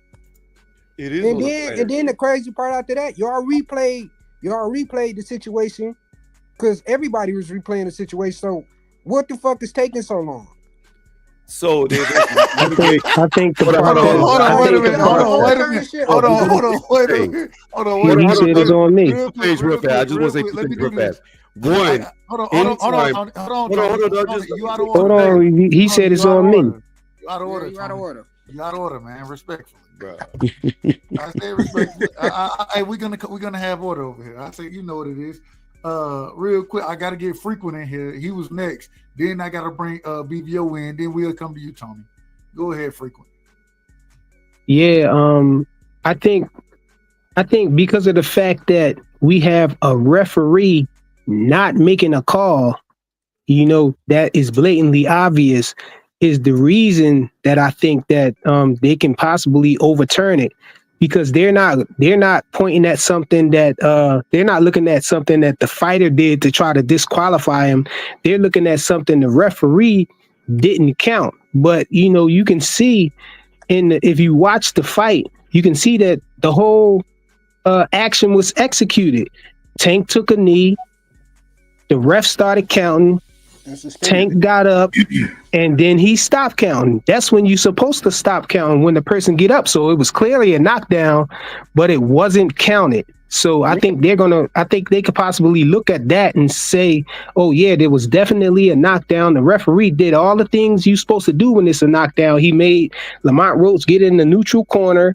He started counting. And when Tank got up, he stopped counting. You know what I'm saying? Now, all of the stuff that happened after that, when he went to the corner and all of that stuff, you don't have to get a DQ for that too. It's at the ref's discretion. He can take points away for that too. So, it's two things in question that points could have been taken away for. And so I think it's not like you're penalizing the fighter for doing something. No, you're penalizing the ref. You're going back to make the call correct, to make sure the correct call was made, which we see wasn't made, and I think they can easily just make that call from what we saw. Man, that'd be crazy. Real quick, hold on. You gotta go through all them fights and do some real quick. Let me do things the right way. I want to go to my brother BVO, and I got to get my brother Tommy from the Bronx in the building, man. Salute to my brother Tommy. BVO, man, welcome to the panel, man. I hope nobody ain't steal your damn grandma towels, man. I hope they ain't stole them. Hey, I just wanted to say, man, Dub, you out of order, man. You out of order. I've been doing my best to be in order tonight, man. I thought I've been doing a good job. Fly, how much are they paying you to say this, man? How much are they paying you to say this, man? When you say they, who is this they you speak of, sir? The dudes that sent you that money to give you that whole statement with all those talking points that we heard all day for the last few days since that happened, man. What dudes, bro? Just asking you. I'm asking you. How much they paying you? I don't know what dudes you talking about, but why somebody got to be paying me to see something that's obvious, bro? Did you see him take a knee, bro? Did you see the ref start counting? Did you see the ref stop counting? All I was doing was looking at the ref. His eyes was all over the place. I don't know if the ref knew what was going on. So why, if you saw the same thing I saw, why I gotta be getting paid to see the same thing that you saw, bro? We all saw that, bro. You missing the point, bro. No, you missing the point, bro. You so busy trying to protect Tank that you're not even thinking about the integrity of the sport, bro. I want to run. Y'all out of order right now. Y'all talking about some This is outrageous. This is outrageous. He jumped in the pot, bro. The fuck is wrong with you people? Who raised you? So, and let me get my no. You're done. Doug, you said right after the video. Hold on. Let me get my brother Tommy in, and then y'all can go back and forth. And y'all gonna skip BBO like that? Yeah, he skipped me. He out of order, man. BBO came on. You just spoke, bro. Hold on, Figure Fly. I want to run. I know y'all get out of order. I'm gonna just throw y'all ass in the background. Y'all already know what's gonna happen. Flyers are stone cold racist, man. Bro, you just spoke, bro. Here we go. You jumped out the window. Tommy from the Bronx, my brother. Get your opening statement out, sir. Was good. I mean, if 20, they out of order, man. Yeah, if Tony want to go next, he could go next. I mean, it's no problem. No, go ahead. And no, I mean, I'm just gonna touch up a little bit about it based on what I see it, and it's the obvious is the obvious, and I've said it from the beginning. I was one of the first ones that brought up the instant replay. Why didn't go to that right away? And I was telling people that, and people were getting at me saying, "No, only the ref can make that decision." I was like, "No, this is a rule in New York State. They implemented this past fall." And my thing is this: I think when it comes to protesting things like this, it's hard. I saw somebody wrote a comment about like if you miss a pass interference or you miss a call. It's not about missing a call. It's about the interpretation of the rule, and that's what the problem is, and that's what they're protesting. That Willis got the ruling wrong, right? Because he started counting, and Tank took a knee. So therefore, he's saying it's not a knockdown because he voluntarily went down on the knee. That's basically what he's saying, and not by a punch. But that's the wrong interpretation of the rule. So therefore, the protest is valid. You know what I'm saying? And I think I don't think they're going to overturn it. I don't think in most cases when they protest, like in any other sporting events, usually when they protest and there's a valid protest, they got to replay from that point on going forward, and you can't do that in a boxing match. You can do that in a baseball game. Hold on, but didn't we hear you say bad stuff about the referee Puerto You Rico? out of order, bro. You out of order. Out of order. What's wrong with you, bro? Let me finish. on. I mean, I'm almost. I want to run. I don't know where they find you at, BBO. I don't know who escaped the group home or what. I don't understand you, man. But I'm just saying, like, you can't replay it, so it's going to be hard to overturn it. I think the only chance they got in this protest is that they can disqualify Tank because there's an obvious disqualification for them coming on the apron and wiping his face with a towel. But I don't think they could. I think what's done is done. They can't take the point away. If they take the point away, they get a -1 point. All of this 10-8 reverse the other way. There's no point. It's just -1 point for the knockdown. You know what I'm saying? And then, and as far as the ref is concerned, no paid. No, I'll go. As far as the ref is concerned, I've been complaining about Willis for like almost 2 years now. But everybody seems to love Willis because his facial expressions. Oh, because he's black. That's why you've been complaining about He's a terrible referee, bro. And I've been saying it for a while. I've been consistent on it for a while, and it just showed that he's a house ref. You know what I'm saying? And he goes. He's a what? A house ref. You called him a nigga? He missed a lot of calls in that fight besides the knockdown. Hold on. You called him a nigga? You out of order, man. Yo, let Tony go. Tony, you go ahead. But I say what I said. I think you got to do all that. Appreciate it. Yeah. So here's the thing that I find so funny about all this, and this is why I keep falling back to me, Tank fans are delusional. And I keep falling back to this because I listen to what's being said, and it just doesn't make logical sense. The fact that was brought up earlier is how are you going to reverse it and penalize the fighter for the ref making the wrong call?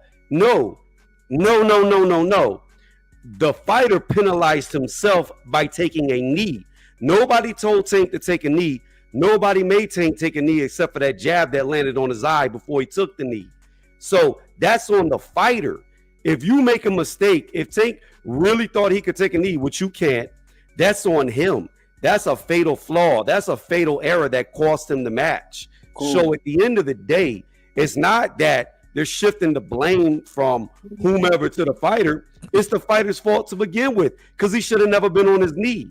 Every boxer knows, from the amateurs to the pros, especially a guy like Tank who's as seasoned as this is, you cannot, there's no timeouts in boxing. You can't just, when you feel like it, take a knee on the canvas and be like, oh, I'll be right back. Okay, I'm good to go now. You can't give the referee your own directions like you are the referee. The fact of the matter is, he took a knee, and I disagree. Here's the thing. On two of the scorecards, it's 114 to 114. If the knockdown stands, it changes the entire fight because now it's 114 to 113 Lamont Roach, which makes him the winner. That's not true, though. Hey, Tony, did you get your And he computer took a back from knee the because he FBI? got hurt by the jab, bro. The jab hurt his eye, bro. Hey, Tony, reviews. I just want to ask you a quick question. Did you get your computer back from the FBI? No, but I dropped off the hard drive. Really? Like, this should be crazy, bro. Y'all He niggas- took a knee because he got hurt by the up here jab, bro. speculating. Everybody's speculating right now, bro. Let me. None of us know There's what's no going on. speculation. We saw it. Hold on. Wait a minute. Hold on. Real quick, and I gotta say this, and I want to get D-Ray and Randy back in here, but I gotta say this. There is no speculation about certain things in this situation. I want to break down the speculation point that you just made, Pay, because there is no speculation as far as if the man did something illegal, right? There's no speculation if the referee was out of order. The only speculation that could possibly be made in this situation is what the scorecards would have looked like after, or if this was ruled a knockdown. That's the only speculation that can be made, and we know the answer because I don't think anybody knew exactly how this was going to be ruled before the fight was over. And Tank had every chance and ability to go in there, even with the situation being what it was, because outside of what the ruling was, nothing else changes. The fight still can go on outside of a disqualification. And so we watched Tank go in there and look even worse in that second half of the fight than he did in the first half of the fight. We watched that happen. This is Hey, Dub, can I ask you a quick question? Well, you out of order. I ain't done saying what I'm saying. You out of order, man. So What I'm trying to tell you is the only people speculating are those speculating on what Tank may have did if this was technically ruled a knockdown. These are the only people speculating. Speculation because nobody know what the commission is gonna do, bro. None of us know that shit. Nobody said they did. They do nobody know. Nobody said we did. Nobody said. That's why I said it's speculation. Can I ask you a question, Doug? What's your question? Is it on Tony's hard drive? You out of order. You out of order, man. You out of order. We I have mean, I would divert the conversation if my favorite fighter got his ass whooped too. I'm sorry you're upset. I don't even know who beat you. Why You would never some, know bro? who Tony, bro, you don't know these niggas' purse, bro. Ain't nobody that invested into these niggas, bro. What's wrong with you? My favorite fighter. I is mean, Muhammad you've been Ali. playing defense for Tank for like the last however many days since the fight happened. You go everywhere you can playing defense like you on the football field. I know y'all. Hey, I know y'all got smoke with each other. This ain't the place to handle it. The only speculation I have. Hold on. You be acting like I got it. That shit, but you on YouTube talking to us. All right, y'all. Fuck out of here, I can handle this accordingly. Tell him, Paid. Tank just got his hair done, bro. I can handle this accordingly. He just got his head. Pour some water on. Hold on. Damn, freaker. Why you had to say that? What you just say? What happened? I just got my hair done 2 days ago, and she put grease in my shit, so the shit was like, you know, like when you sweating and things like that, and the grease come in my face. It burnt my eyes type shit. Damn, why y'all booing like I'm saying bullshit? Like, this is real facts. Come on, man. I just got my hair done 2 days ago. Swing the women's gone. I just got my hair done 2 days ago. I just got my hair done. And she put grease in my shit. I just got my hair done 2 days ago. I just got my hair done. I just got my hair done. I just got my hair done 2 days ago. I just got my hair done. And she put grease in my shit. I just got my hair done. I just got my hair done. I just got my hair done. I just got my hair done. I just got my hair done. I just got my hair done. Why y'all booing like I'm saying bullshit? Like, this is real facts. Alright, dude. Because you are saying bullshit. The girl said you lying. Like, this is real facts.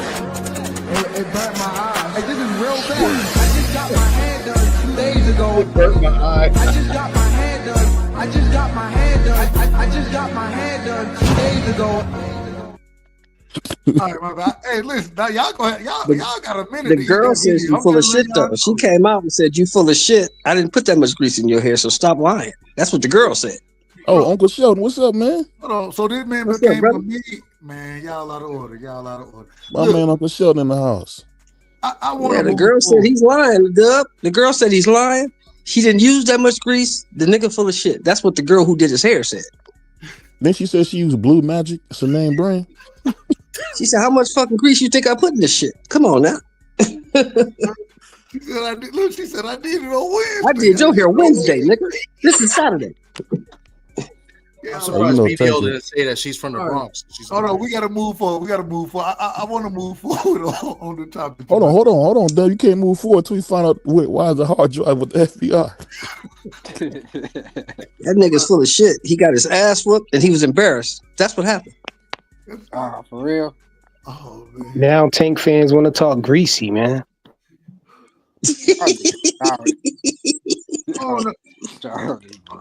Like I said, you could divert all day to try to escape from the light of the fact that your dude lost the fight. I know you think Tank I know you is the talking about fighter. unrelevant shit, but yeah, I did drop it off, so it is what it is. Yeah, get your emotional ass on, dude. I love Tony. He gets Hold on, Structure. Let me talk real fast. Hold on. Please let me clear the head real fast. Hold on, Cash. I'll let you have it all day. How you gonna say this? How you gonna hold on. Pay the fool. How you gonna say you're talking about with your emotional ass? You sound like you crying right now. Cash ain't said nothing. Calm your ass down, nigga. Calm your ass down. Go ahead. This ain't gonna take long, Tony. You can get it right when I'm done. We're going back to Tony right after this. Go ahead. Yeah. I'm really just interested to see how they rule on it, because you guys keep jumping straight to the count. And I already told you, like, you don't go straight to the count. You got to focus on the time, because there is no count while the clock is not running. 10 counts take place while the clock is running. He called time before he started to count. Like, so you guys are like jumping past that. That's why I'm interested to see how they deal with this whole thing. Hey, Cash, what is that? Is that a picture? Is that a picture of a pipe that G Money? Call time, bro. You guys go and the ref can call time, but if he called time and then he started to count, he really fucked the up. slow motion and realize that he called time before he started to do any count, and that the time.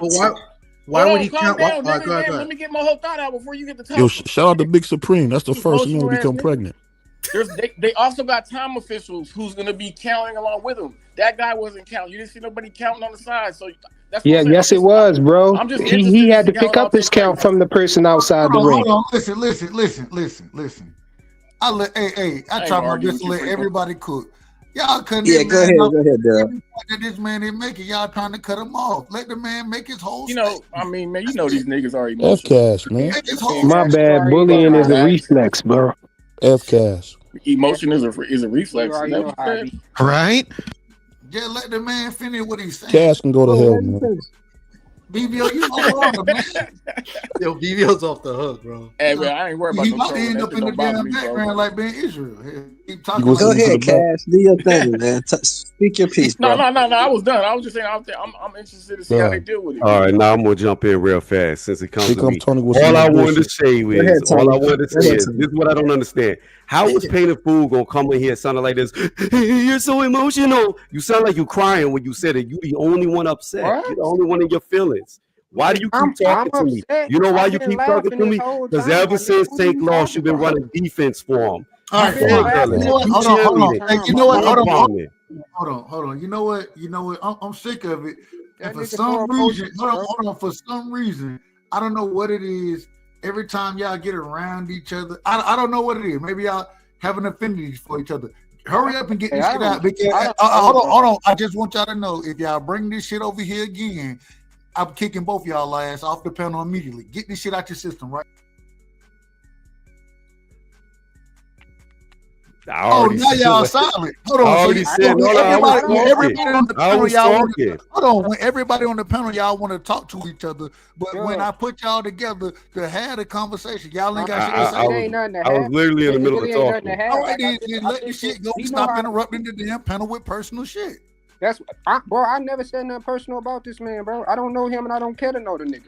At the end of the day, like I said, bro, you more so seem like you got a personal attack against the nigga. Like, did he do something? Did he fuck your bitch? What? What's the issue? So when you call somebody emotional, you can't come on here talking about, you sound so emotional. Did he fuck your bitch? What did he do? No, the fact of the matter is you hate the truth. The problem is with people today is they hate the truth. The truth that you already admitted to is you thought Tank lost. You just can't live with him having a loss. That's your problem. Lord forbid somebody say your favorite fighter lost and he deserves to have the loss. I'm not invested in these fighters that much, my nigga. Is you crazy? Them niggas don't know me, neither do they know you. Nigga, who said they didn't know me? You running defense like he's your cousin. Look, y'all done. Y'all didn't have no smoke for each other when it was one-on-one. Y'all ain't got no real smoke. So hey, Mr. Right Side, can I ask you a question, brother? Hold on. Let's just keep it boxing. I'm going and real quick, because we got so many trying to jump on, I'm gonna put myself in the background. Supreme, I want to bring you on, but I got one ahead of you, so I'm putting myself in the background. Y'all keep it in order. That's all I ask. Can we switch the topic then? Can we switch the topic? Please, can we switch the topic? Matter of fact, let me bring the new topic up. I want to speak on the whole Turkey taking over boxing. From what we're hearing, the individuals that he's working with, Dana White, seem like they're coming up with their own promotion. I spoke on it earlier, so I ain't gonna be too long-winded about it. I want to hear y'all opinion on it. In my personal opinion, it's never a bad thing to create competition. And I think that either one or two things happen with American promoters, especially individuals like Top Rank, PBC, hell, all boxer promoters. I ain't just gonna say American, all boxer promoters. Either you get in line and work with the brother, or you raise the level of quality on your card. Those are the two options you got. What's y'all thoughts on it? We'll pass it around accordingly. Y'all be in order, man. I'm pulling myself off, but y'all keep it in order. Go ahead, Mr. Shelton. I think it's great, man. Shit. You know, you got dudes sitting at PBC, Top Rank, Golden Boy who ain't eating. You know what I'm saying? So if they got an opportunity to go over here to a new promotion, get some fights, make some money. Why not? Because we all know if you're in this game of boxing, if you're not a top guy, you really ain't eating. You got to get a job. If you're a second level guy, third level guy, how many guys you think what's the percentage of guys in boxing that survive and live and pay their bills on boxing alone? What do you think? 2%? 3%? Anytime these dudes can make some more money at another organization, I think they should go for it. You got to eat, man. I agree with you, Shelton. The thing is about that, like, I ain't getting not 1 cent of that money, bruh. So, like, they make their money, bruh. But I mean, like, I'm not gonna be like, oh my God, like, you know, on what they make, you know. I mean, the thing is, though, Shelton, is I don't think Turkey is making this league for the lesser than fighters. I mean, if you look at the cards that he puts on, he's only going after premier names, big fighters. So the lesser fighters are still going to be making what they're making. It's just your premier fighters may have a better shot at being deemed as the number one because there's only one belt, and he'll force you to fight the best. So you'll get throwback boxing, but I don't really see how it helps new up-and-comers when Turkey has shown you card after card after card after card. He's only going for premier fighters. He's not going for dudes who are just turning pro. Hey, man, I'm cycling y'all niggas, man. Y'all keep the conversation going. I'm cycling y'all niggas, man. Go ahead. Yeah, go ahead. Yeah, I agree with both what you guys said. And the only thing my concern is that it's always good that the fighters are making good money and stuff, you know. But it's like Tony was saying, it's like the premier top guys. I'm interested to see how it's going to last in the next 5 to 10 years, because it seems like with these fighters, let's face it, a lot of the top premier fighters, the young fighters, they're pretty much spoiled compared to back in the day, like 20, 25 years ago. They're spoiled. So what's going to happen in the future when there is no Turkey? You know what I'm saying? You know, they might have to do some sort of financial reset, you know, so I'm interested. I mean, it's good for now, you know, because us as fans, you know, we want to see the good fights, especially if you're paying for these fights and going to the fights like I do. I think it's good for now, especially for me out here in New York. You know, I got more events I can go to, you know, even though I'm really concerned about what's going to happen in Times Square. You know, I don't know. I'm going to try to go in it, but you know, it sounds crazy. You can't buy tickets, bro. You can't buy tickets. He's only giving up 300. But I'm saying, think about this. He's only giving up 300 tickets. He's only giving. No, I know it's only giving up 300 tickets. Yeah, it's 300 tickets. Exactly. It's a free event, and then I just don't know how they're going to do it. But what I'm saying, think about this. Think about what's crazy about this. You got a Middle Eastern dude doing an event in one of the biggest cities in the world, Times Square, right? And just think about the chaos that can happen. I'm not trying to say there's anything going to happen, but just think about that. How do they? Yeah, that is crazy. Yeah, that is crazy. You really think about it, but you know, I'm not trying to put no negative stuff into the future and into your brains, but you still got to think about it. You know what I'm saying? Like, but you know, his money is so long. That same shit yesterday. That's crazy, bro. So I mean, but his money is so long that whatever security measures need to be in place will be in place because his money is damn near. As long as they got oil, he gonna have money. Yeah, but I'm saying we would hope so. I mean, how much does he know about New York City? You know what I'm saying? And you know, it'd be crazy, man. Times Square it could get nuts. You know, and then you're talking about a free event. Quick question: Did he tell Canelo to get that WBC belt off the table? I didn't watch today's press conference. Yeah, I saw that. You saw that too, huh? You saw that too, huh? Like that's mad fucking disrespectful to them niggas. All them niggas that was kissing that nigga ass. That's mad disrespectful. That was a flex, bro. That was a flex. This is my event. Get that shit out of here. That shit is crazy. Canelo made it a point though to say that I have all the belts, so that's what matters. So I'm happy. So like, you know. Yeah, he said that was the flex though, Puro. He said, "Get that shit out of here. We focus on these two belts. Get that shit out of here." Like, I get that. Yeah. I don't think it was flexing on Canelo or anybody in particular, but definitely on the sanctioning bodies. Yeah, that's what I was saying. No, that was the flex on the by sanctioning bodies. Yeah, for sure. Yeah. That's what that was. That's fucked up. Because Mauricio that was getting down on them damn knees. That's crazy. Hey, look, wasn't Canelo a month ago saying fuck Turkey? Didn't Canelo say fuck Turkey a month ago? What happened? What changed? He got down on the knees. Kissed the ring. What changed? Today he was Uncle Turkey. Today he was Uncle Turkey, right? Wasn't fuck Turkey today. It was Uncle Turkey, correct? I'm just saying. Something changed. So him and Dana White pretty much trying to start their own boxing league. I think so. I think what Dana White is supposed to do, from what I got to read more into it. Is like they're supposed to kind of find like the diamond in the roughs, like these prospects from all over the world to give them opportunities and stuff. I think that's what Dana White's doing, but I got to read into it to be honest to see more because he's already doing work with Tom Loeffler and he's got fighters in 360. Like he's invested in Caleb Walsh, who's going to fight here next week at St. Patrick's weekend, here in Madison Square Garden. So he's invested in him. So I'm interested to see how that works out and what their plans are. Yeah, you got to remember too, fellas, that the top guys, most of the top guys are under contract. So all the top guys are not going to be able to fight unless their promoter decides to work with Turkey.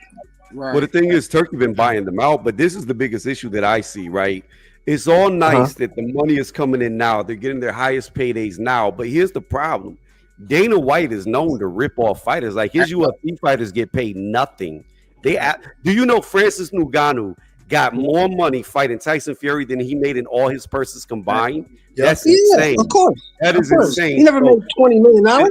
Yeah, I know, $20 million. But my point is this. The Turkey model will work until Dana's model becomes a thing to where the fighters don't get paid, and then it's going to fall apart. Turkey said he's handling the money. Against each other, though. Turkey's handling the money. Dana's handling the promotion. Turkey's handling the money. I don't think that shit gonna last, bro. It's damn, that shit crazy. I'm all for competition, man. I'm a capitalist. I'm a capitalist. I'm all for competition. I want to ask this question: do y'all not agree with bringing this type of competition that the PBC, any other promoters now, either you're gonna work with us or you have to raise the level of your card? Don't we all would agree on that, right? Yes. Exactly. I love competition. How is this a bad thing? No, it's a great thing, but it's like I think we're worried about what's going to happen in the future because with these people, with the fighters making all this money, what's going to happen in the future? Because now, hold up, when the fighters in the future, when the young fighters come up, or even the solid fighters, or the let's say the A side fighters, they want this money, and there's no money to give them. What's going to happen then? Right. But we also didn't we just see this? This the thing, though, y'all. People acting like, hold on.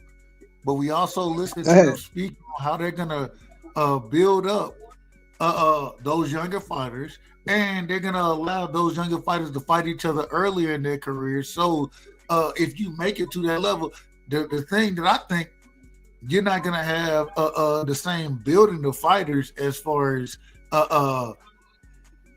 putting them in there with raggedy competition and then telling me they're the goods and then they get in with the goods and not be the goods. You're not going to have that anymore. What you're going to have is they're going to be fighting good competition continuously coming up. And then we can really judge and say, okay, this individual is the goods.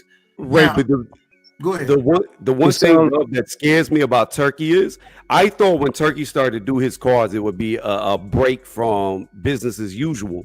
But just like in the Shiraz fight, you see it's just business as usual. Right. Turkey has his favorite fighters, and then the cards don't come out the way they're supposed to. Because Shiraz, I picked Shiraz to beat him. I thought he was going to win. I thought he was a great fighter, but he lost that fight, and he got a draw. So do you know why? It doesn't look. Do you know why he got the draw? And we criticized that the same way we criticized the Tank fight. We criticized that over here at least. We criticized. Yeah, but what I'm saying, Dub, is do you know why, Tony? Do you know why he got the boxing?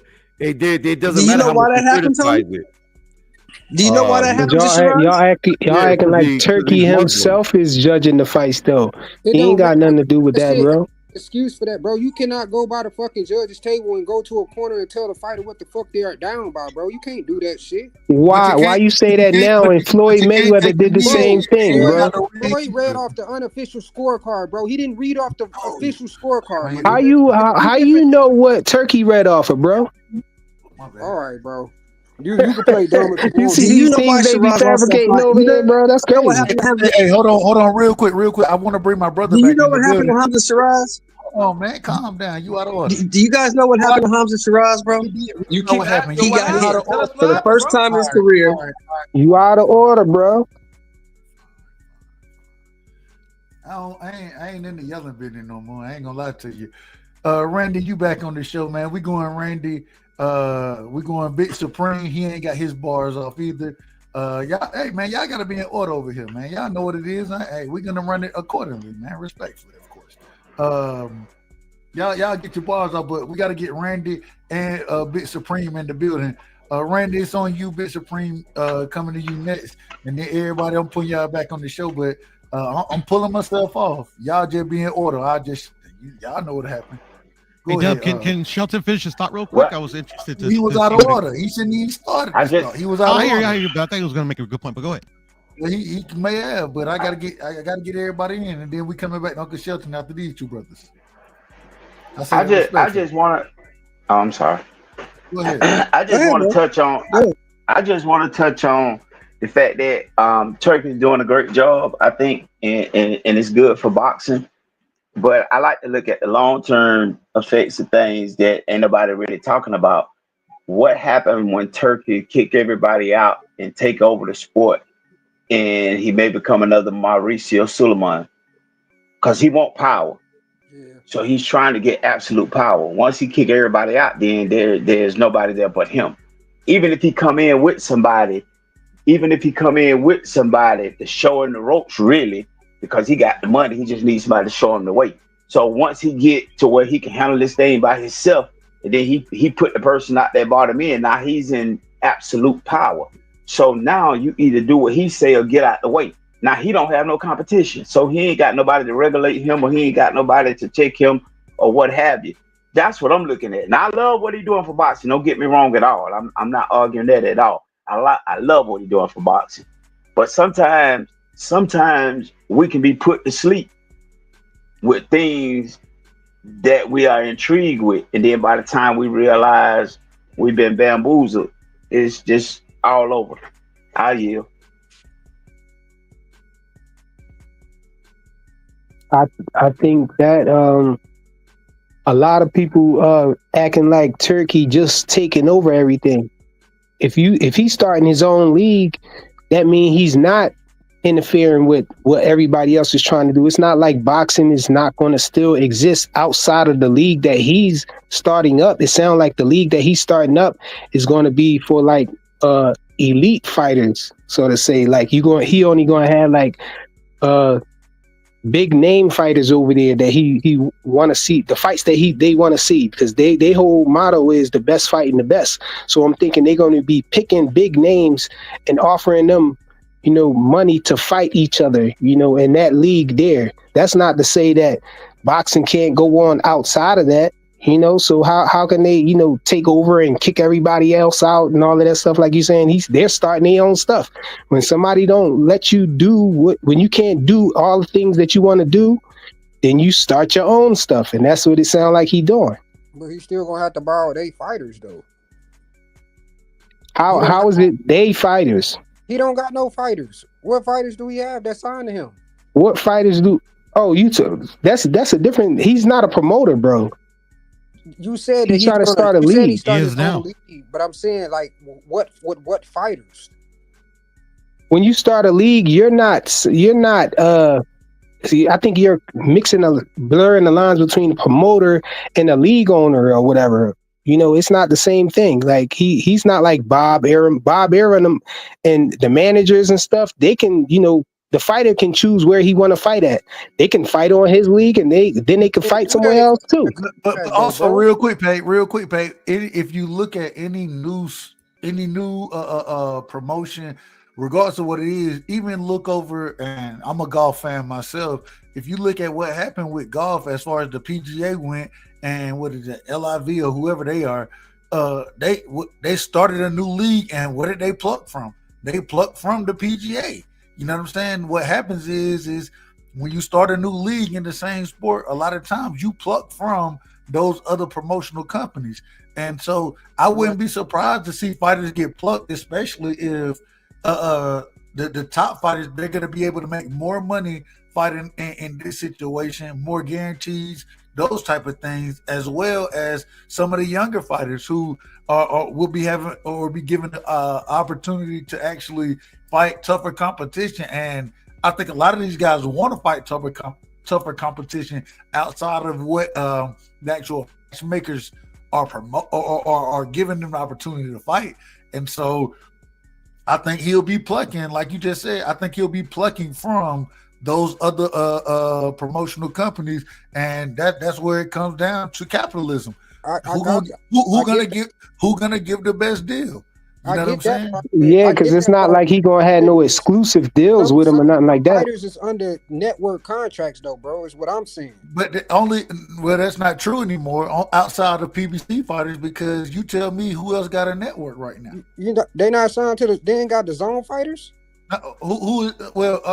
Even with the zone does a lot of work with Turkey. So I wouldn't even bring, respectfully, I wouldn't bring that into it. And even when we talking top rank done lost their network deal with ESPN. They kind of in the market right now. So I think this top rank's going to Netflix, though. Okay, and if that happens, that's a good thing. I ain't got no problem with it. But I think that Turkey doing what he doing is going to give avenues, and is going to force these other promoters to really step their game up as far as the fight cards that they're putting on. Really fast. I don't know if anybody realizes this, but if Turkey starts his own league, has his own belt, he can't sign fighters because it's illegal. It's illegal in boxing for a sanctioning body to sign fighters. A sanctioning body cannot be a promoter in boxing. They outlawed it. That's what I was saying, bro. They acting like they're gonna be exclusive to the league. No, they can move around and fight there if they want. Hold on. Turkey owns Ring Magazine, right? Yeah, but what I'm saying is listen to me, Dub. The WBC, WBA, IBF, WBO, IBO, if you want to go to Europe, none of them have fighters signed underneath them, because in boxing, a sanctioning body cannot sign a fighter. Hold on. And the reason I'm asking a question about Turkey owning Ring Magazine is because is that what you're correlating? You said is that what? Is that what you're correlating this with? No, what I'm talking about is I'm talking about his fighting league. They'll have a belt. Okay, so the number one person in whatever weight class in his fighting league, obviously they're fighting for a belt to have a placeholder who the top guy is. However, once he does that, it becomes illegal for him to sign a fighter. Yeah, in other words, he can't sign him to exclusive. He can't make him exclusive. But he'll do the same thing. Hold on, he'll do the same thing as Al Heyman and the PBC do. He'll utilize Eddie Hearn. He'll utilize these individuals instead of actually sign. Like he'll utilize individuals. Dub, there's no. So what's the problem with that? They're not sanctioned bodies. The PBC doesn't have a belt. They have no belt because they can't have a belt. I didn't say they did. I don't understand. But what makes Turkey? That's Tony's argument. What makes Turkey? What makes Turkey so dangerous? Hold on. Wait. Because they're trying to get away with that. Wait a minute. I want to hear what is the argument you're making here? Because you're saying that these sanctioning bodies they can't sign fighters, these type of things. I'm saying that even if Turkey, whatever he does, I think he'll utilize different promoters at worst to sign fighters and allow them to fight over on his card or that type of thing. Even if he didn't do that, he don't even have to sign them to pay him. Plus, remember this problem, though. You saying you don't want the fighters to move around like that? I don't understand. Here's the thing he don't understand. Hold on. Here's the thing he don't understand.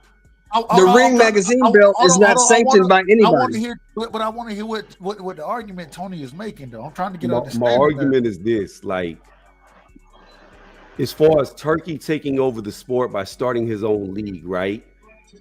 He kind of cannot take over the sport, because the minute he starts his own league, creates his own belt, he can no longer be like, you can't sign fighters. So you're going to be dictated by, he's going to become another sanctioning body. That's what he is. So it'll be whatever the name of the league is, that'll be a sanctioning body, no different than the WBC, WBA. It'll just be another sanctioning body. But they already said they're trying to make the Ring Magazine belt the main title.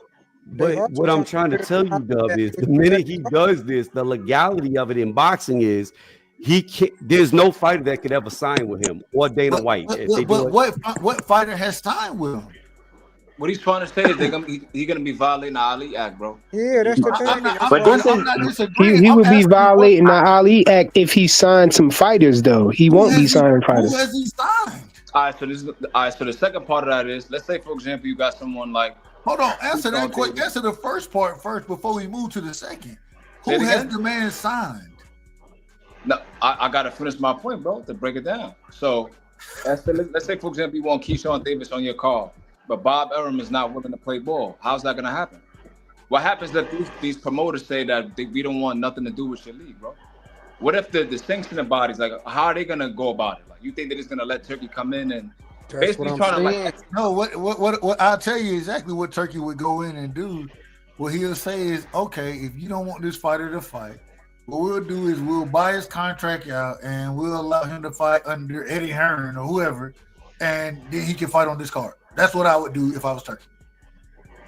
Ain't that going against the Ali Act? No, that's not. No, hold on. No, I said, hold on. You Floyd can't do Mayweather that. bought himself out of his contract with Top Rank. No, No. He did it. No You can't do that. You can do that. There's a hold on. I don't know the name of the law, but there is a law. There's a law in business to where you can't go if these fighters are contractually, you can't even go into negotiations with them as another company whenever they're signed. If you do that, you're breaking all types of legal laws. I'm not going into negotiations. I'm buying him. I'm buying his contract out.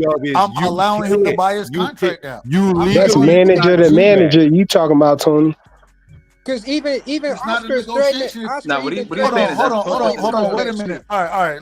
And I want to pass this around accordingly because I want to. Hold on. I got you. I'm gonna let you. I got you. So the question that's on the table, and I want to hear everybody's opinion on this one. Can a fighter, right, by themselves, and even in this case, if you want to say that that money is provided by another promotional company, can a fighter by themselves out of their contract to sign with another promotional company? What's y'all thoughts on that?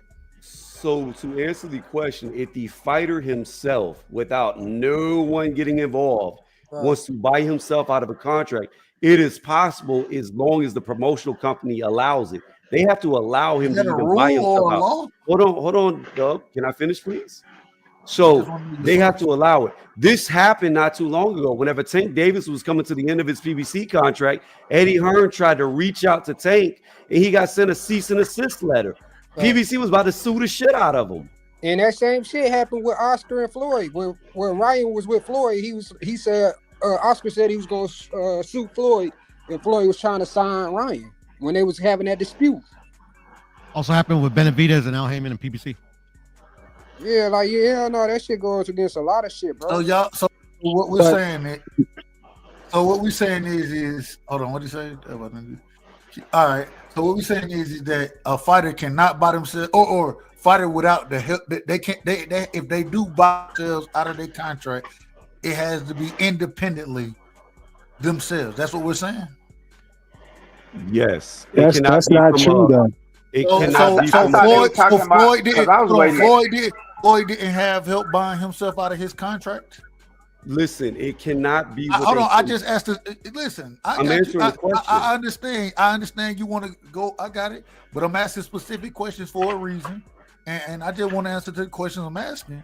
So if you don't, just answer the question. I am answering the question. Did Floyd have help buying himself out of his Top Rank contract? Yes or no? It does. So listen. It's a yes or no question. It's not a yes or no because you're not even understanding the point. It is. The answer is yes. Al Heyman helped himself out of a contract. However, he did not have a competitor funding him to buy himself out of his contract. That wasn't my question. Al Heyman did buy him out of his contract. A competitor cannot give you money. I understand you can rent. I understand you got to talk. I understand you're going to go where you want to go with it. I'm asking a simple question. I'm going to pass it around. No, you didn't answer. You want to speak on what you want to speak on. You did. It's a yes or no question. I'm telling you legally. Did Floyd have help? Yes or no? From private, that's different. It cannot be a competitor backing you. Panel, has he answered the question, panel? I think he has, but I just think you. That's I think you're missing the What point. was the what was the answer? What was the I answer? saw what- Was it I'm trying a to yes or no explain. answer? The answer is Did he yes. say yes or no? Did he say No, no. yes or no? The reason why it's not a yes or no because it's not like what he's trying to say is if let's say for That's example, yes or no. Yo, they dancing around that joint like crazy. Without an Just say explanation. yes. That's I yes don't or have. no. Hold on. I don't have a problem with nobody explaining nothing. Matter of fact, I make sure I try to give you the time to give an explanation. But if I ask a yes or no question, you can. I don't care. I don't care if you say yes or maybe no. when you say help, what do you mean by help? Hold on. I don't care if you say yes or no or what your explanation is, but at least be in order and answer the question directly, yes or no, and then you can give your explanation. I have no problem with it. Yeah, but you got to answer. You got to answer the question yes or no first. You got to answer it directly. That's how we roll. A lot of times they don't want no yes or no because they feel a trap coming. It make them feel crazy when they answer it they that way. painted themselves in the corner, and they know I can't give you no yes or no because you already know I know the answer. So I'm gonna try to get out this trap because I know where you're going. You got this. No, so I no, think it's not. That is incorrect because They don't want you to make your point. That's what it is. Exactly. But not everybody on this show. Y'all correct me if I'm wrong. If you got a point to make, I want to hear your point. I throw folks in the background to allow you to make your point. But when I ask a question, I can't get a yes or no. That's crazy. I don't think the fighter can out of a contract. That's like that's what I be dealing with, Doug. I was telling you that last time, bro. You gotta let people answer the question how they can answer the question. Like what you're saying, Dub, is like saying something I need a simple. yes Like or no. No, it's a simple question. Yes or no. Your question it doesn't even make sense because that's like saying, can you walk across the street? Yes or no? If you say yes, a cop can arrest you for jaywalking. It can happen. There is and this is the problem. Do you want to go to the store with me? Yes or no? If you were to ask me that question, can I walk across the street? You know what my answer is? Yes, I can walk across the street. If you want to get into jaywalking and all that, then get into the explanation. But I can answer the question directly. Absolutely. But you don't allow I can walk across the street. You just want yes or no. It's an invalid question.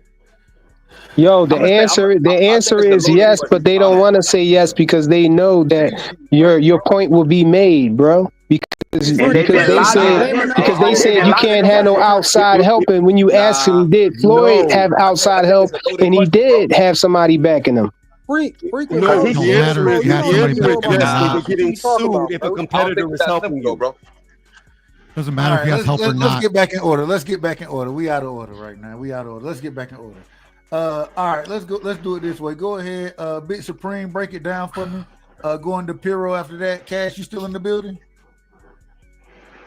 Yeah. All right, we're going to Cash after that. We're going to Randy. We're going to Troy Graham. My apologies. We got to bring Troy in first because Troy hasn't said nothing. So I got to bring him in first. So he skip all y'all. The order is the same way, Troy, just at the beginning of the line, and then we'll pass it around accordingly. Troy, welcome to the panel. Give me your opening statements, and then we're going to spin the block accordingly. Troy, you there? Yeah, I'm mute, Troy. Yeah, I was just talking to myself for a few seconds. So, bless up, everybody. I've been listening to the conversation, and I've yet to hear any good reason why this man shouldn't have his own promotional company. And I've yet to hear anybody clarify how it would hurt boxing instead of moving boxing along. And to this day, he's never signed a fighter because he works with every promoter. I don't know any besides Oscar, who said he didn't want to work with him. And what did he say to Oscar? He said to him, "Thank you, brother. Thank you, brother. You know, we're gonna miss you." And then he kept on going. So I don't see where he's back for boxing in any way, shape, or form besides putting on cards that people want to see. I don't see the badness here. I ain't mad at it. Spin the block, man. Big Supreme, it's on you, my brother. I apologize for cutting you off earlier. Nah, that's cool. I was just gonna say I agree with what Tony was saying. I felt like what he's trying to say is it'll become torturous interference at that point. So I don't think it's a simple yes or no. So I think that's what he was trying to say. If that's what he's trying to say, then I agree with him. You said it becomes what type of interference? torturous interference. Torturous? Did you say torturous? For that shit. Yes, torturous interference. Give an example, please. They gave an example. Basically, let's say, for example, Floyd tried to sign Ryan, but he was under contract. He got sent a cease and desist and said, look, if you try to pursue anything further, we're going to sue you. And So Floyd has to fall back. So now, the scenario I think that Tony was trying to say is, how is Turkey going to get all of these big name fighters to join his league? You would have to have every single promoter go for that. I just don't see that happening. But that's just my opinion. I don't see how Eddie Hearn is going to let Danny Dubois go or whoever else, Usyk, I don't think nobody's doing that, bro. So it's a very, very tall task. But we've already seen it. Thank you. But that's the thing, y'all. Hold on. Go ahead. I cut Supreme I'm off. saying I'm it's different because you got ahead, your own league and you want all of these marquee names to fight there. Like, you think I just don't see it happening, bro. But maybe I'm just pessimistic. I just don't see how you're going to get all of these big name fighters under the same promotional company to join your league. I don't see it happening, bro. I really. Hey, and then I don't think he. Oh, go ahead, my bad. I don't think he needs them to join this league because look how he's operating. He's not really signing any of these fighters. He's working with all the promoters, and all the fights are under his umbrella. But he's not really signing anybody, is he? Well, I'm saying, if you got your own league, you're not going to sign nobody. You're just going to outsource. He don't need to sign nobody. He just need to have the fight. He just need to have the fights, under his umbrella once the fights are made. No, he ain't do that though, bro. That's you sure about that? Why not? Why not? If you sign to a network deal, bro, you can't go and fight on another network. What? Who Really? said so? Why not? I mean, you gotta explain it to me, man. Unless y'all do you gotta explain that to me. Bro, you can't. Like, you say you need someone to explain that to you. Holyfield fought Tyson. One was HBO, one was Showtime. So don't tell me you can't get. Yeah, but they worked together. That was different. What I'm saying. That was a cross promotional. But you can't. But this the thing, though.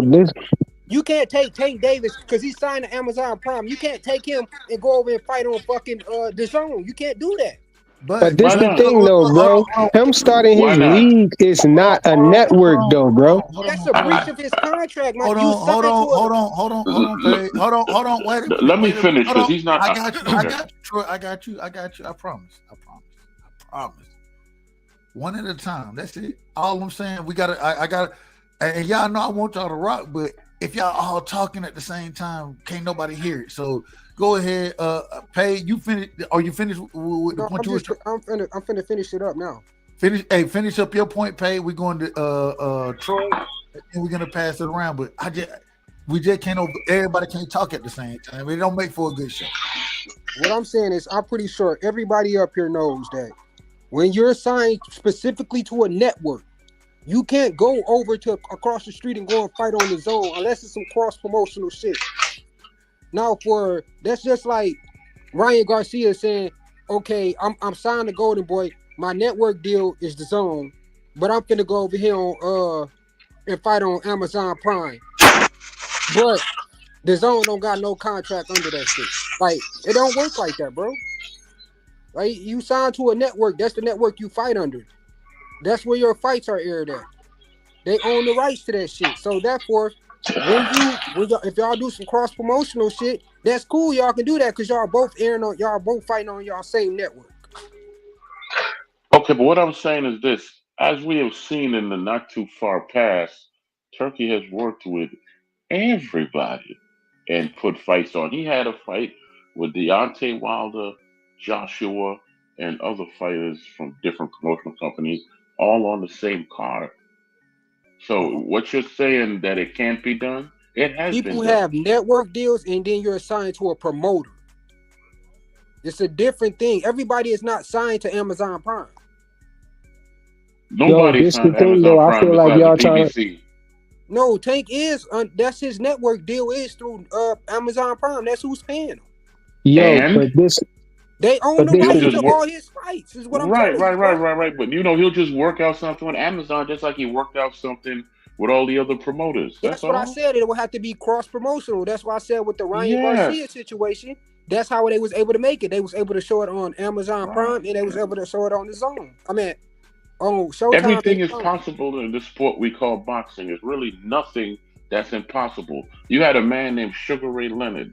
He fought for 2 different weight class belts in one night. I don't know if y'all understand that. He fought for 2 different weight class belts in one night. So there's nothing impossible.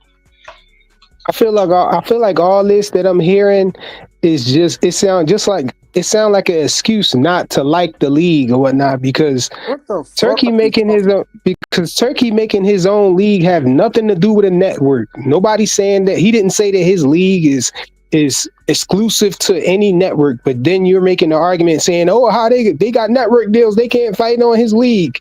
Why they can't fight on this league? That he's not pulling them off the network. The league can be aired on that network.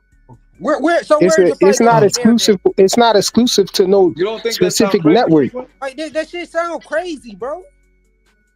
How it sound crazy, bro? It sounds crazy, bro. I ain't gonna lie, bro. Like that shit is crazy. Hold on, wait a minute. Hold on. How it sound crazy? Why? So let me ask Y'all ain't explaining. Hold on, I want to ask the question before I get out of order. How with what the brother is saying, right? When y'all breaking this down, how are we saying it sound crazy? Are y'all saying that there has to be a certain promotional deal done? Like what's the crazy part of what the brother is saying in y'all opinion? Man, because what Pete is saying, in my opinion, is he's talking about. Well, let him. You don't have to. Go ahead. He can answer his own. He can answer himself, I believe. Oh, go. Okay, never mind. He said, go ahead. I ain't gonna he said, go ahead. He said he don't want to answer.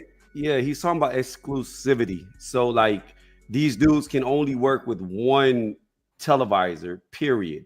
That's one of the main contributors to why we never got Wilder versus AJ originally, because they both had 2 different exclusive deals with 2 different network providers, and those network providers see, this is the thing. You have to get the networks to work together first and foremost, and they refuse to work together. Yeah. If you can't get the networks involved, then it doesn't even matter. So you got to get the networks involved, then you got to get the promoters involved, then you the problem is the argument y'all are making is you're making it for one network right now. No, what I'm trying to say, Dub, is I'm trying to tell you why you're making it for one network. I'm not making it for one network. We're making it for multiple networks. What I'm saying is some of these fighters have the PBC be involved in these. Or excuse me, have we not seen the PBC be involved? Hold on, man. Listen to the point, I mean, you keep getting out of order, but nobody can talk because you interject over us too. Because it's like we explaining it, bro. You have network deals, you have network people that sign to a promotional company. Well, it was my point that I made that y'all supposed to be answering though, bro. My point was what basically to simplify it, what network are we fighting on if we're fighting on Turkey's network? Like to be pulling somebody off another network. There's no Turkey's not starting his own. He's not starting his own network. Exactly.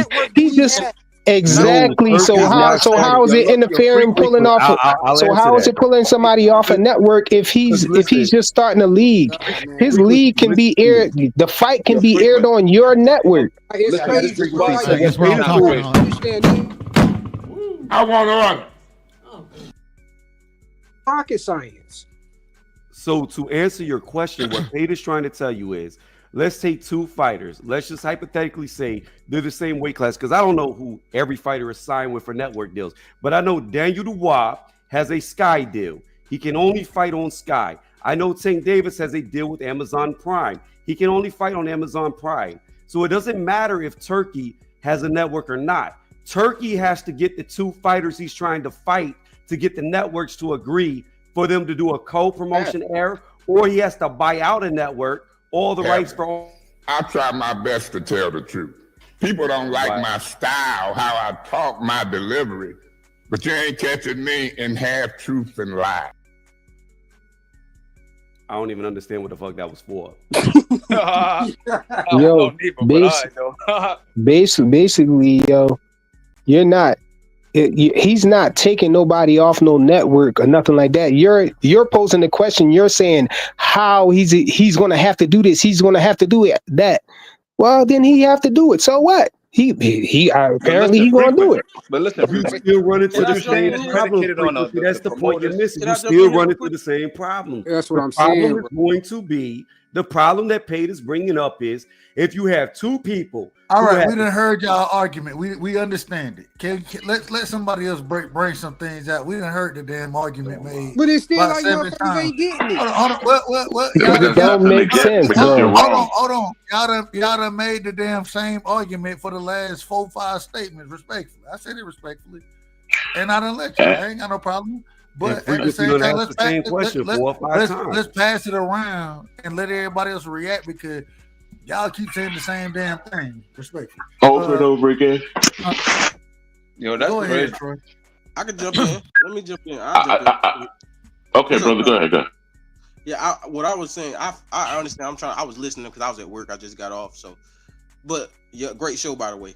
But I think a lot of people don't really understand the business side of it because everybody's like, oh, Turkey doesn't have a network. Well, Dana already said they are going to get a network.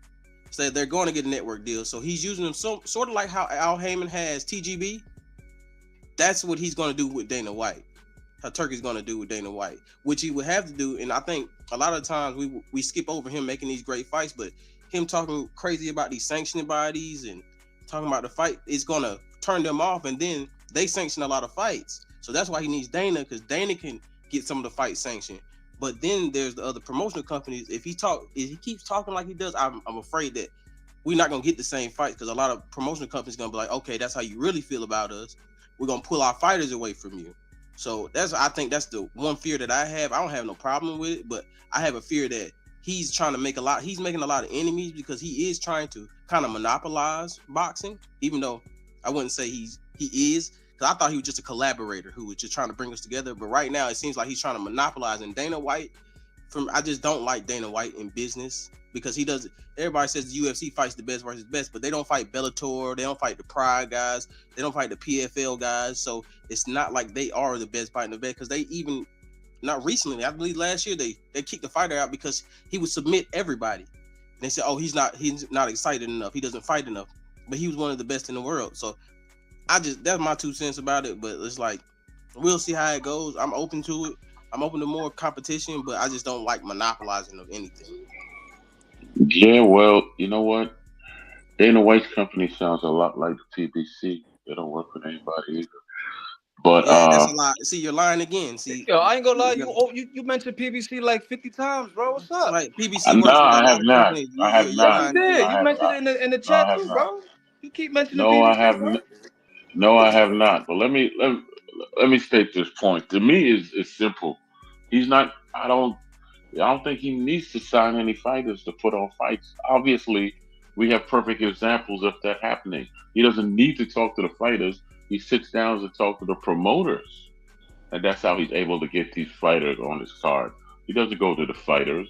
He goes to the people that hold their contracts and says, okay, let's do business, and this is the way we could all make money. And obviously, we've seen examples of that.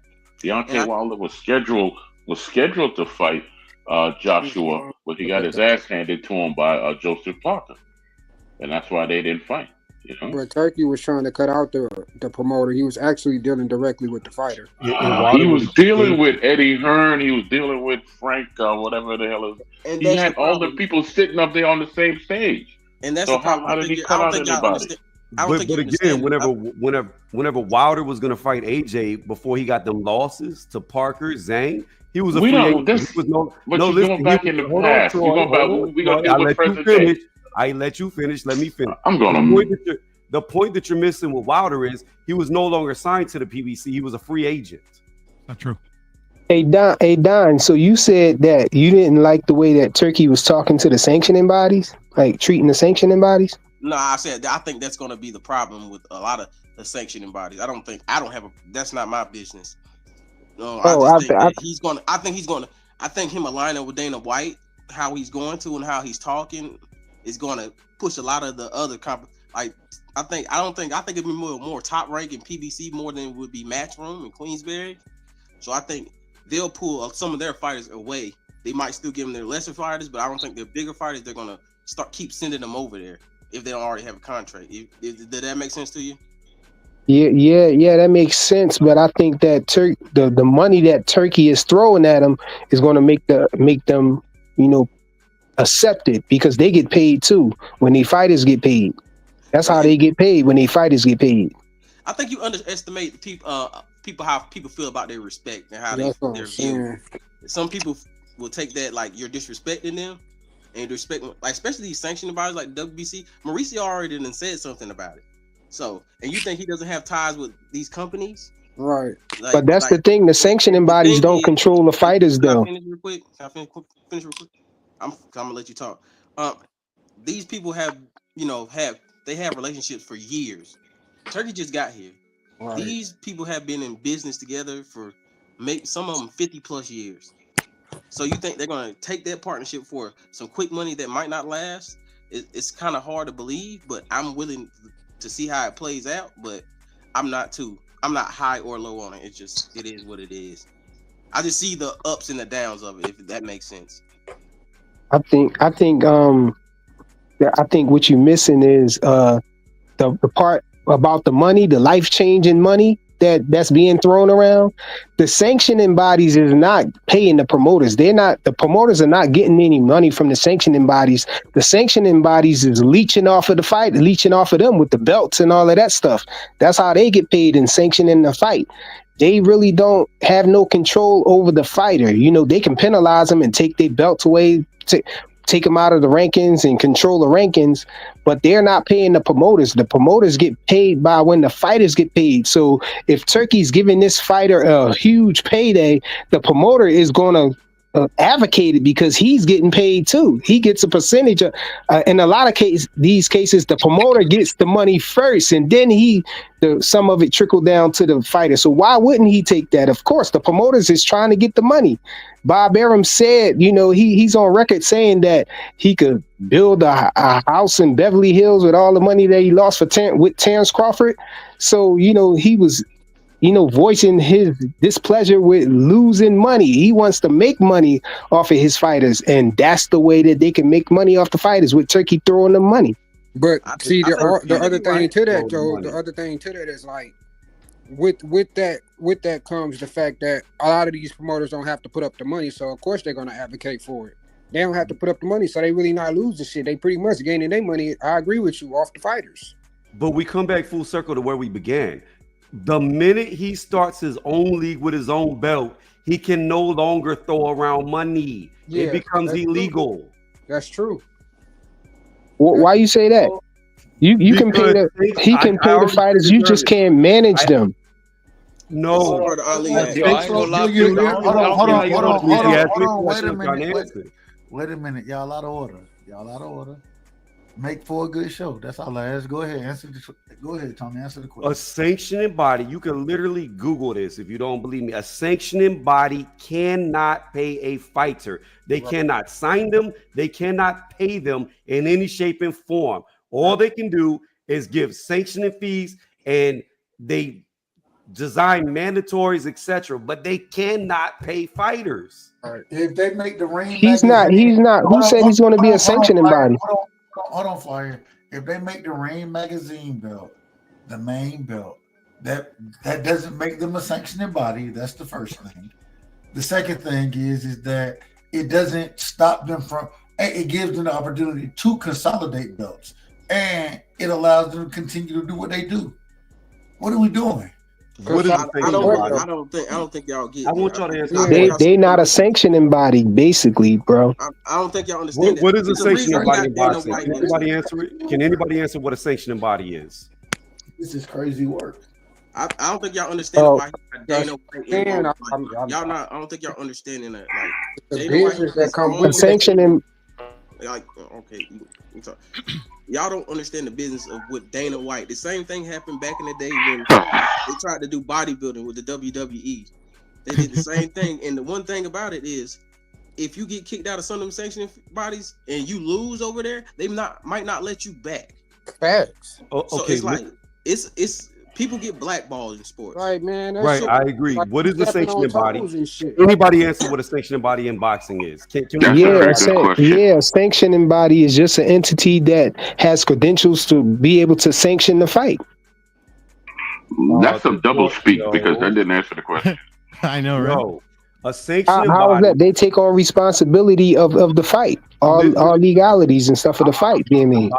I'm That's about not to true answer at for all. you. Jesus. A sanctioning body in boxing is whatever organization they award titles, like Turkey's trying to do with his league. They award titles. They manage the rankings, like Turkey's trying to do with his league, and they establish rules and regulations, which Turkey is trying to do. The minute he starts a league with a belt, he is now a sanctioning body. So what? Tony, you're missing the forest for the trees. And I'm gonna tell you why. Hold on. I'm gonna tell you why you're missing the forest for the trees. Is because he's not starting anything. What he's doing is taking and recognizing a sanctioning body as for even though the Ring magazine belt, whatever, because and the reason I believe this is the case, going and listening to what was that with T.O. and Ryan, and going and listening to the head individual who was speaking at that time. I listened to what he said very closely, and what it seems, it doesn't seem like they're creating anything. They're taking and making the Ring magazine the ultimate belt. And Okay, so hold on, let me finish with this point.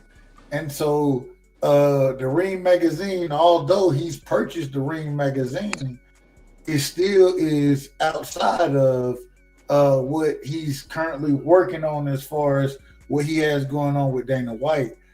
It's out, the Ring magazine belt is outside of that at this current moment in time. So I believe, and if you want to tell me the same way I heard folks tell me that Al Heyman used or utilized the whole advisor role to circumvent certain rules, possibly that's what this man is doing right here. It seems like he's going to be able to circumvent these rules. All he has to say is that this belt was established way before me and this brother right here came up with the league that we have. We want to recognize this belt as the main belt in our league, but this belt has been established. I think that kind of kills your whole argument as far as promoter or as far as the Ali Act, as far as promotional companies or promotional companies not being sanctioning bodies, and on the opposite, sanctioning bodies not able to sign fighters. I think it kills all of that with the breakdown I just gave you. Okay, Dub, he owns the Ring magazine. He owns, okay, listen to me, please. I'll let you finish. Turki Alalshikh owns the Ring magazine. The minute he creates his own league with his own rankings and gives out the belt that he owns, it's no different than how the WBO has their own rankings. I have a question real quick. Hold on, I got you. I'll tell you exactly why you're wrong. Is because when it comes down, because the first thing you got to realize, this is business first. And when it comes down to business, even though we understand that the WBA gonna back out, we understand that Bob has an in route with the WBO. We understand who has in routes with whoever, but in this situation, you have two different levels of businesses being created. And so just because this man bought this thing doesn't mean that equates to, and I understand what you want to say, but going into the actual business of things, just because I bought something, it doesn't make me, or that doesn't mean that, and I don't want to say this in the wrong way, but I can do business accordingly and make that my head sanctioning belt or the belt that's recognized in my league. I can do that. and it crosses no law. There's no conflict of interest in that. That is, bro. That's Big I cat think all of this stem from just. I don't understand the literally you can look up the bylaws of boxing. The minute you make a belt and you have a ranking system and people fight for that belt where you control the ranking system, you are now a sanctioning body. That is the definition of a sanctioning body. You getting the two mixed up, Dub. You thinking that just because the WBO is backing somebody, say for instance, you said the WBA is backing Al Heyman, bro. Al Heyman is an advisor with a promoter, like pretty much a promoter. That's a whole different. He's not creating no ranking system with a belt. Where did you hear that Turkey was going to create a belt and all this other stuff? He already has the ring belt. What are you? Hold on. Wait a minute. Wait a minute. The man bought Ring magazine. Yeah, he bought Ring magazine. Okay. And once again, even with it being Ring magazine, y'all are making it seem like even though the Ring magazine belt is recognized, Turkey is in control of the belt. Huh? Thank you. And also, right? Let's say that he creates another belt and an entity that's inside boxing, but that's outside all the other promoters. How does that hurt boxing at all? Well, they don't even care. I really don't understand. They don't even care about helping or hurting boxing. Troy, they're talking about as far as legalities of it. Correct? That's what I'm saying, though, bro. I don't understand what all this. Legal aspect is not. Hold on, wait a minute. I'm just clarifying. Y'all correct me if I'm wrong. I believe this is what y'all were talking. That's not what I'm saying, though. That's not what I'm saying. No. Well, let me say this, and I'm going back on mute again. If you're talking about stuff that's not right in boxing, look at what happened in the Tank fight. Before, I'm not taking it back there, but that's a perfect example of what's not right in boxing. Now, can you give me some examples of what Turkey's done wrong in boxing since he's been in boxing? Because it seems like you have a lot of reasons. What was wrong with that fight? He went up and told a fighter what the score was. Yeah. Yo, can I say something, yo? Can I say something, bro? So since it's wrong, and now you said what has he done that was equal to that? Floyd did the same thing with Tank. But they don't recognize that, bro. They don't think it's the same thing. League, though. Nigga, we all see the unofficial scorecard. They flash the shit. He don't got his own league yet, bro. You can't say. When did Floyd try to create his own league, though, bro?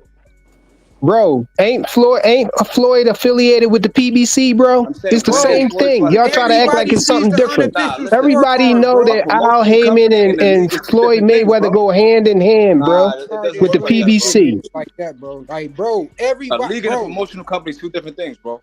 He ain't got no league yet, so you can't say that. You can't make that argument. You're arguing something that's in the future, bro. We can't speculate, bro. Like, everybody not gonna just go with what he's saying, bro. That's what it sounds like. Come on, bro. This my thing, though. I don't understand. I don't understand. Be suspicious or think twice. Like, I'm supposed to just go with it. Right. This my thing, bro. This my thing, bro. Turkey could have stole money at every situation that people just gonna fall in line, bro. It doesn't work like that, bro.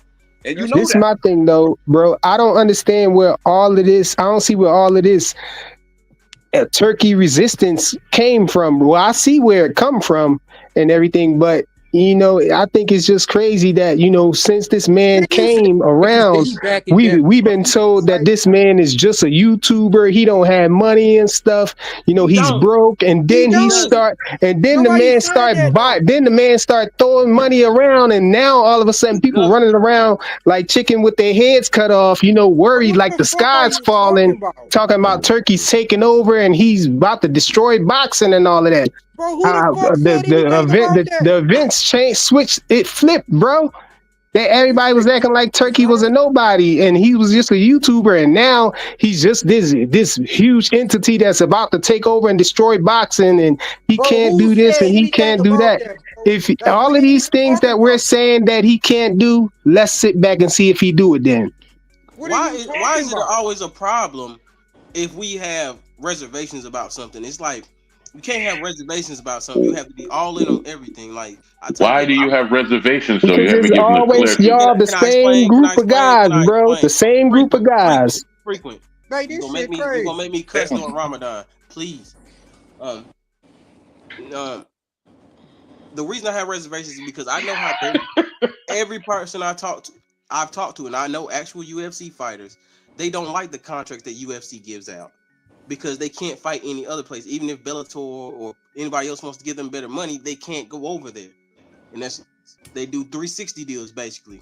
And I don't like the way that the the Saudi Arabian government does in other sports, where if they don't get their way, they pull their money out. I'm always going to side eye you, and it's history. So I'm always going to just side eye. I'm welcoming it because I would like to see a tournament where there's the best versus the best, and I believe that they're going to use the younger fighters. I don't think they're going to use a lot of as y'all said, the bigger fighters. I think they're going to use some of the younger fighters and kind of like build them up like that way.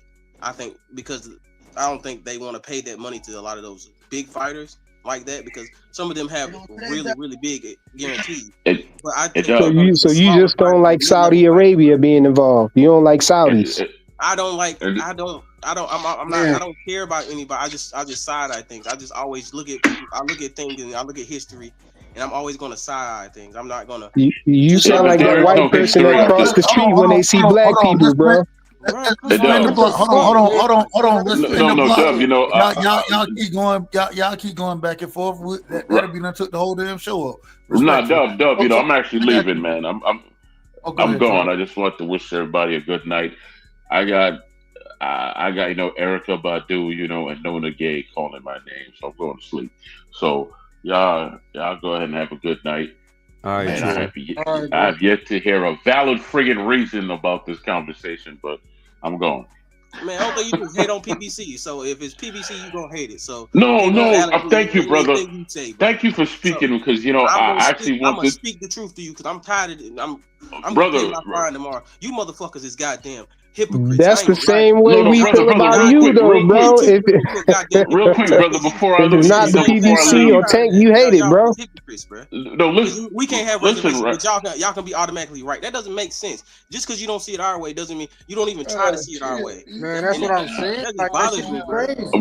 Brother, I'm trying to just say, when you told the brother that you're gonna cuss him on Ramadan, I was over here laughing. Yeah, I'm cussing him out. I don't give a shit. I'll pay my fine.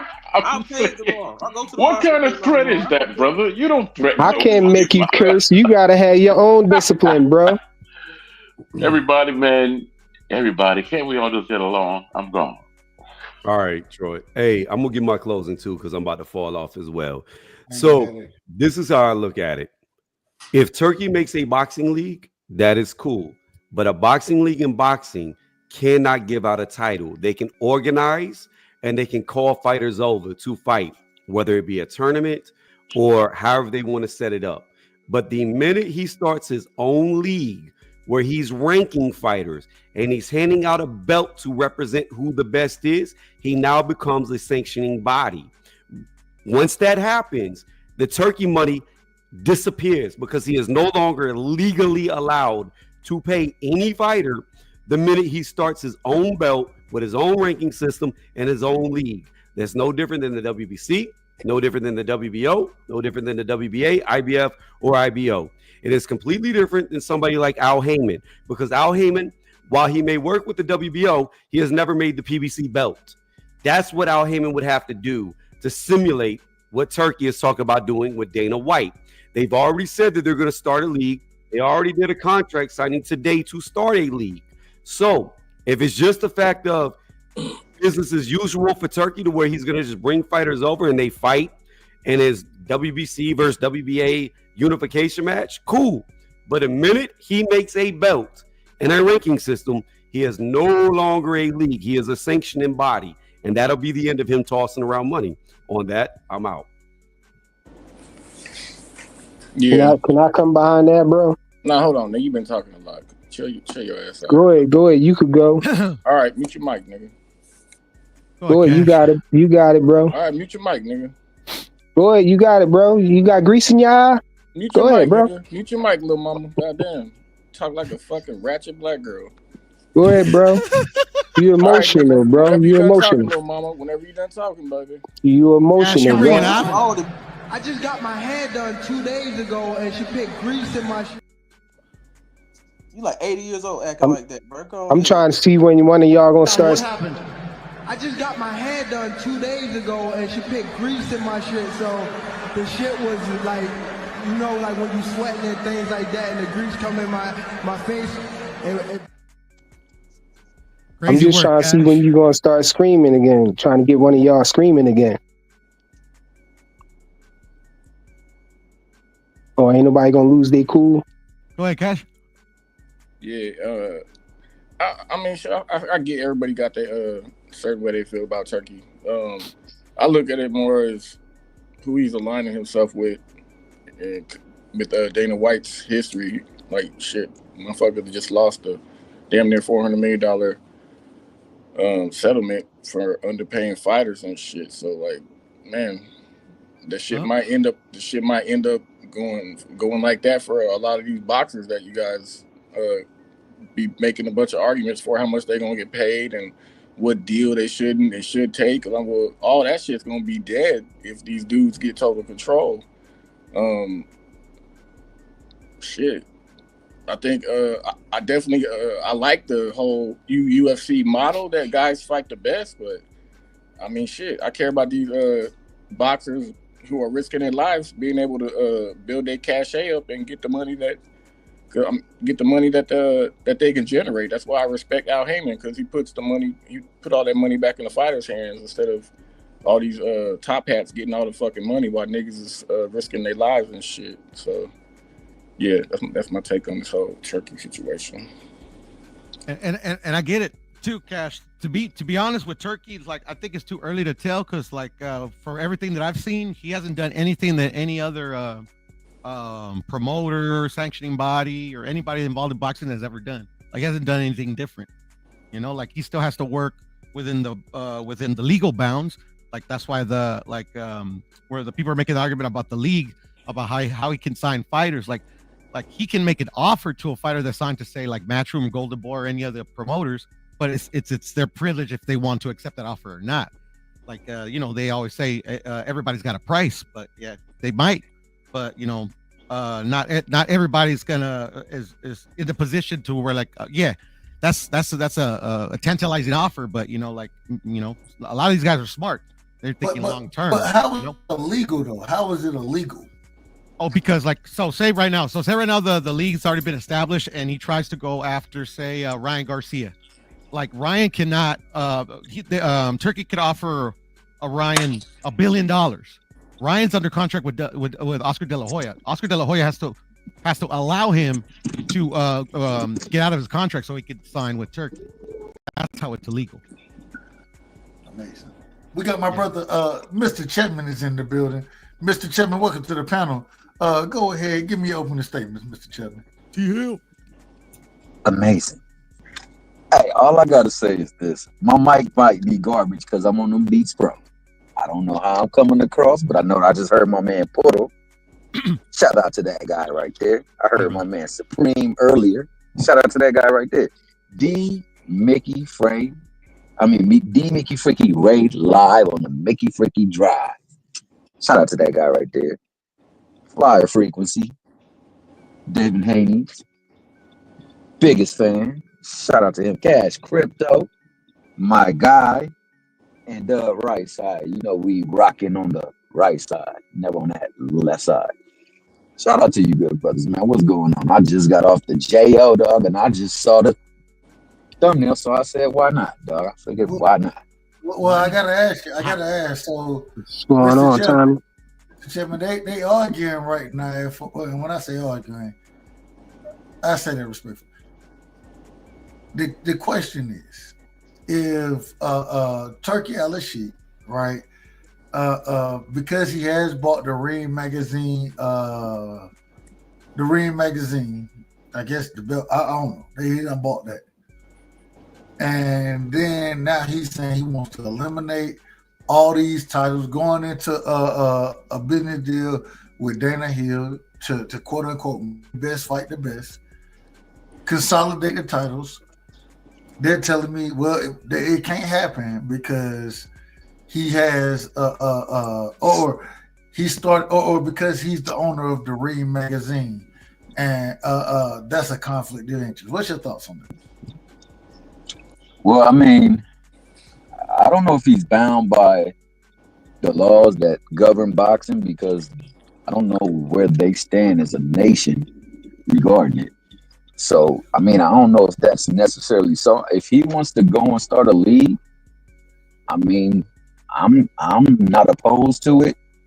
I think that the people that are having their fighters, and those fighters are going to be pretty much approached and offered, they got to do better to represent them and make sure that they feel like they are loved and welcomed, and on top of that, cared for, so that they won't go nowhere. Because honestly, you can start a league, but if you ain't got the talent, all you're gonna be doing is putting on like exhibitions like what they're really doing. And I mean, I'm not one to slander or hate on folks, but we do know that the thing with Dana White is that he doesn't particularly pay his fighters unless they're superstars.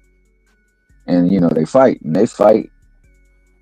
what they call it, tooth and nail, like you taking elbows, knees. All right, Mr. Chip, you out of order. I don't know. You out of order. Can y'all hear? Is it me? Yeah, I can hear you. Yo, can I? Hold on, can y'all hear him? Hold on, real quick. Can y'all hear him? You can't hear Thomas me? cut off. No. Yeah, I hear him, but he clipping though. He clipping. Hold on, Hold on. ahead. Well, You can't hear me now? We're gonna come back to Mr. Chip. We're gonna go ahead. Let's see what happens. It's bad right now. No, it's we hear you. Usually it sound like you ain't got your Papa stopper on, bro. My Papa You got that AOL dial-up. I ain't gonna lie to you. Ain't no AOL dial-up. Hold on. Now you sound real clear, Thomas. Now you sound real clear. Mr. Chapman, I'm gonna be honest. We about to get off of that right there. We gonna go back onto this right here. Can you hear me now? You still chopping. No. Your mix is bad, bro. You sound better, Thomas. Your mix down is bad, bro. Wait a minute. Let me get a damn answer. Y'all out of order. Let me get a damn answer. Anyways, Dub, let me respond just a little bit to Thomas, even though he's off the panel. I'm sure he can hear us. When it comes to respect, like if Saudi Arabia and Turkey like respect the laws or whatever, it actually doesn't matter, because like if he goes after a fighter that's under contract like with a promoter, like they're subject to the laws where they drafted that contract. So at the end of the day, if the fighter wants to break a contract with the promoter and vice versa, they're still under the laws where they signed that contract at. So like literally, somebody's going to be held accountable. I agree with that. Can you hear me now? Yes, sir. All right. So first and foremost, dog, there's no. What did they say? Fake internet or whatever the case may be. I'm leaving for work. I just went to where my house is, so my Wi-Fi is super strong. It picks up on certain areas, but it can go all the way down to my block. But sometimes it goes to a dry spot, so it'll fade out. Then my data kick in. But these damn beats by Dre, they ain't what they used to be. See, I used to have these damn other headsets or headphones. Them bad boys is clear. Hey, you don't gotta convince us, big dog. You sound great right now, Thomas. You literally sound great right now. And we know you picked up that CD from Office Depot.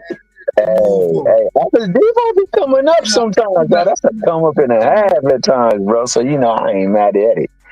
But yeah, so I just think that like if the people I want order. Hey, Dub, let me finish. Oh God. Tommy, you got that mic from Temu, didn't you? Hey man, I'm just waiting for the monster truck that you supposed to be sending me, bro. Until you send me that monster truck. But nah, I thought you wanted a drone, bro. And that too, dog. I don't know how to fly a drone yet, but yeah, I definitely take that. Hey, shout out to my guy. He put a video out not too long ago where he was out there flying a plane, bro. My man is a man of many challenges. Just recognizing that hate is one of them too, dog. Make sure you include that. When you put my monster truck together, make sure. This is outrageous. This is outrageous. Damn. It's a bunch of bull. The fuck is wrong with you people? Who raised you?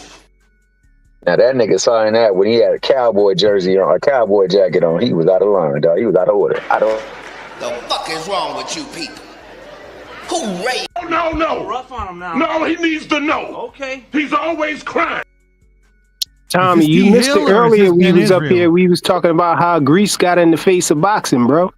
Hey, sometimes the face need to get on and get that wave cap on top. The next time that nigga need to come in the ring with the wave cap.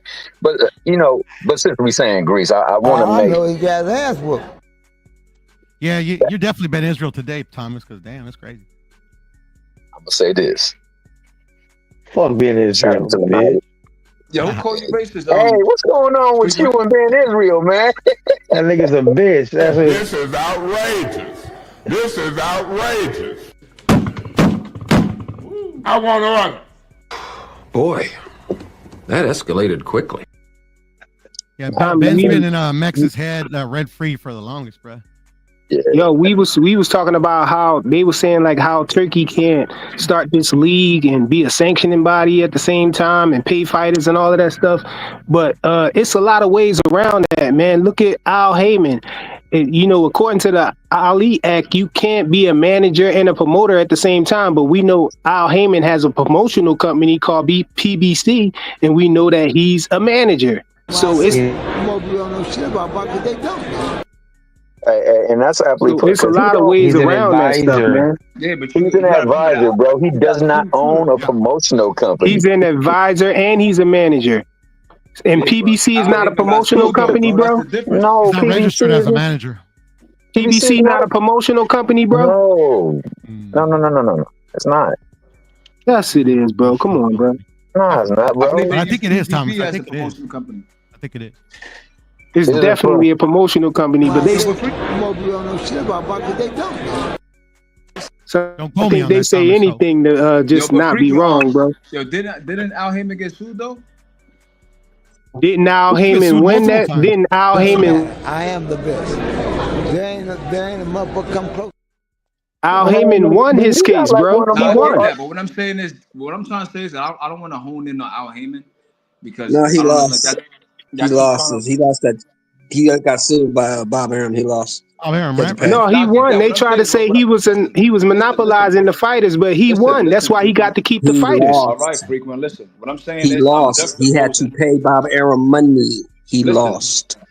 What I'm trying to show you is I'm juxtaposing the acceptance to Turkey versus Al Heyman having to go through the lawsuit and the allegations of him, hiding money and the Ali Act and the Sherman Act. So my thing is, when Al Heyman did the same thing Turkey is doing, it was lit. Like it was a big problem.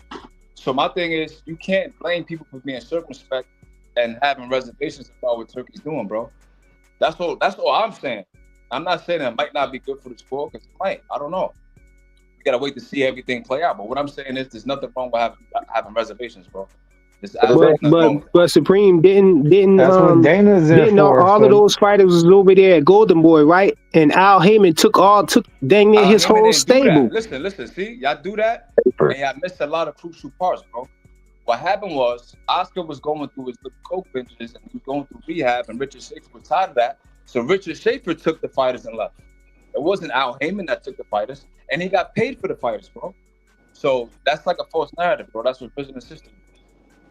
Al Heyman didn't take nothing. Richard Schaefer left on his own because he was tired of. Is the Ring Magazine belt sanctioned by any sanctioning body?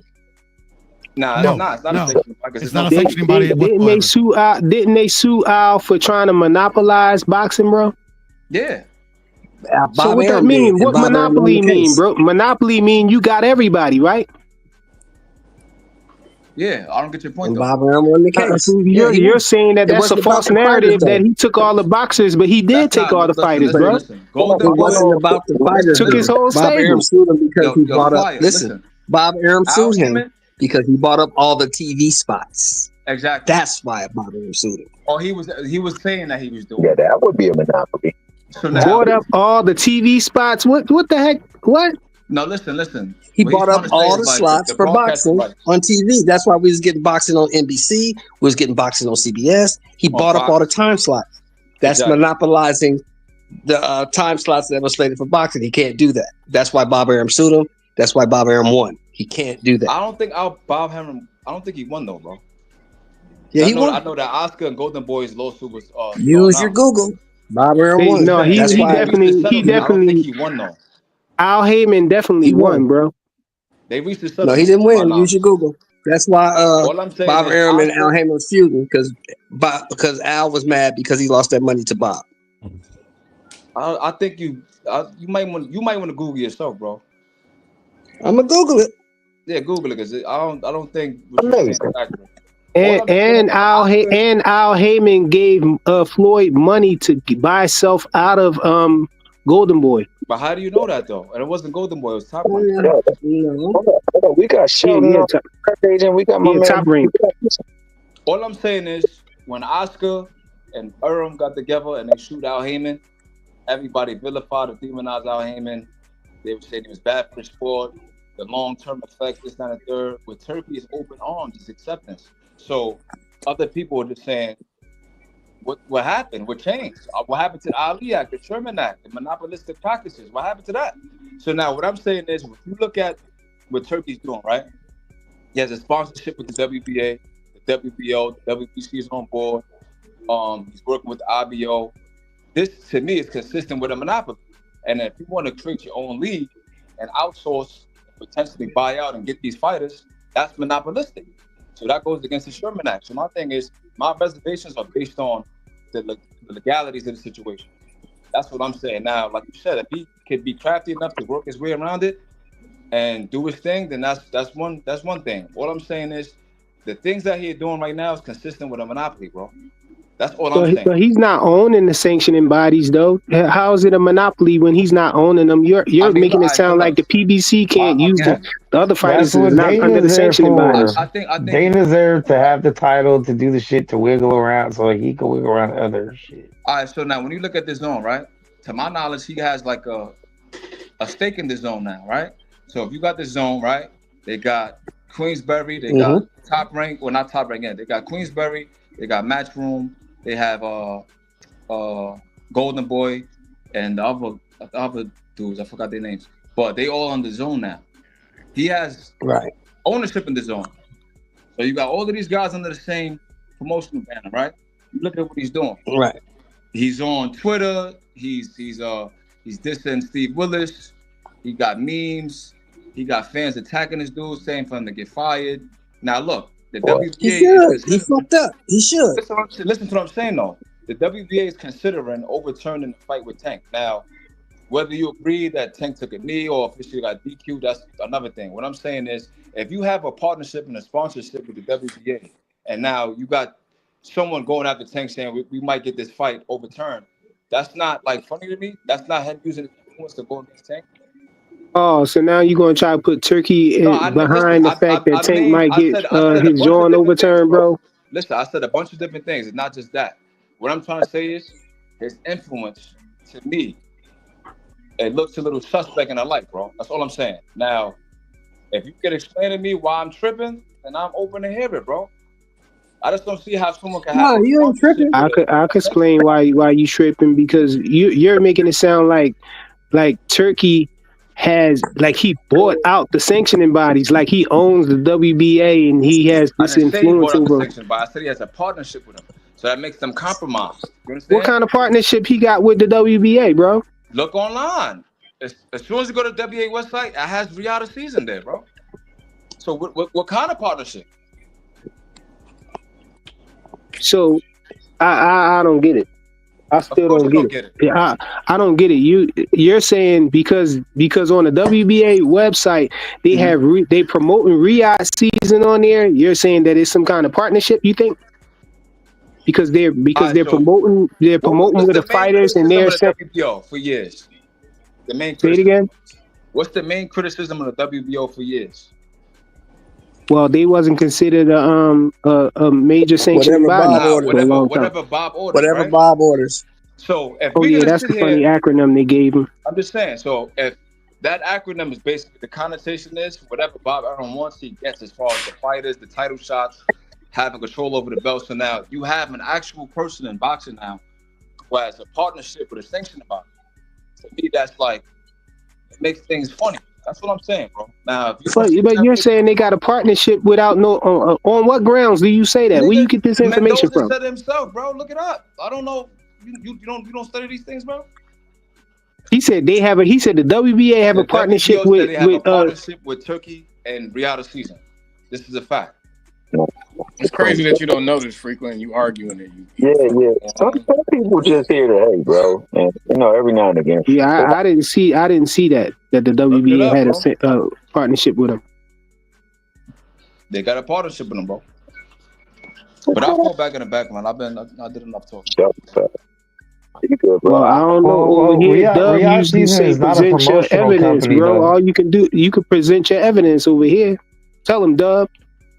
False evidence. Riyadh Season is just a brand of events. It's not a promotional company. So they partner with promotional companies. So they don't follow under the same laws and rules as promotional companies. That don't really make no sense, though, bro. That's what they are. I'm gonna tell you why. I'm gonna tell you why I think it doesn't make sense. You know what? I'm not gonna say what you're saying doesn't make sense. I don't want to make it seem like I'm going at you because I'm not. We're just having a discussion. I'm just saying for me why it doesn't really make sense because if you have the TKO league and you're trying to start that, right? That doesn't make you exempt from the laws, bro. It doesn't make you exempt, bro, because you're still doing events in America. You're going to Cali, you're going to Florida. It doesn't really matter, bro. So but if they're a partner with actual promotional companies and they are not a promotional company themselves, because Riyadh Season is more than just boxing. It's soccer. It's a bunch of other shit under the same umbrella. So they're not held by the same laws as a boxing promotional company, which would include the Ali Act and et cetera, et cetera. So what about the Sherman Act, though? That goes back to the other point. I mean, I just think y'all promotional company gang warring, bro. That's what y'all doing. About loopholes, bro. Y'all gang warring for the PBC, bro. How am I gang banging? You gang banging for the PBC and Tank, bro. See, that's what it really boils down to, bro. All of this stuff really go down to Tank. Because I don't understand why you guys will really cape for another Mickey Freaky that ain't got no ties to nothing boxing. He just over there dabbling and stuff. And y'all say everything he do is right.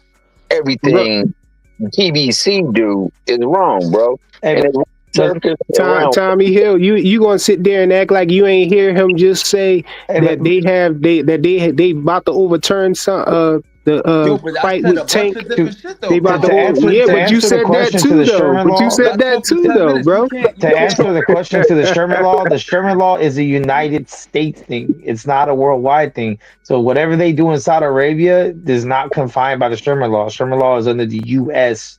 monopoly, not worldwide, international. I think what's the ABA, bro? People just like to talk, bro. That's crazy. They found a caveat to get around some things, and that's what they're doing. I think honestly, that's why he's bringing in your boy Dana White, because he wants to be able to call shots, but not have like no title there. Like, so you can't trace it back. I mean, that's obvious. That's obvious that he want to put them to the forefront and be the money behind it. Of course. But frequent, why you ain't addressed what I said about the WBA? For me? Yeah, no, frequent. You say why? Because I don't know that to be true. You didn't present no evidence or nothing. You're gonna single out what I said about Tank, and I mentioned numerous different things, bro. No, you just asked me why I ain't address what you was talking about with the WBA was talking about Tank, right? Gang banging, and I mentioned multiple different promotional companies. But Supreme, you said I didn't address what you said about the WBA, but what you said about the WBA literally was about Tank, though, bro. How is it about Tank? Because you said the WBA is involved because Tank has the WBA belt, bro, and you said the WBA is about to overturn. You said the WBA is reviewing his fight, and they have a partnership with Turkey. That's what you said. I mentioned Oscar. I mentioned Frank. You know what? Hold on, fellas. He's right. The WBA. You go to their website. The WBA in association with Riyadh Season. It's on their website. It's a fact.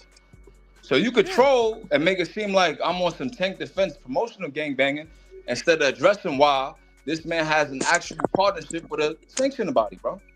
And he said, but I mean, you have to that lacks context. No, but he was saying he's using.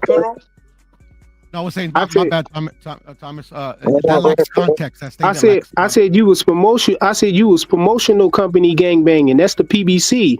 But how you am I was talking. But promotional you're talking gangbanging? about Tank. You're talking about Tank, Listen, I don't give and a you're fuck talking about about Tank, Tank nigga. and Fuck Riyadh Tank. season.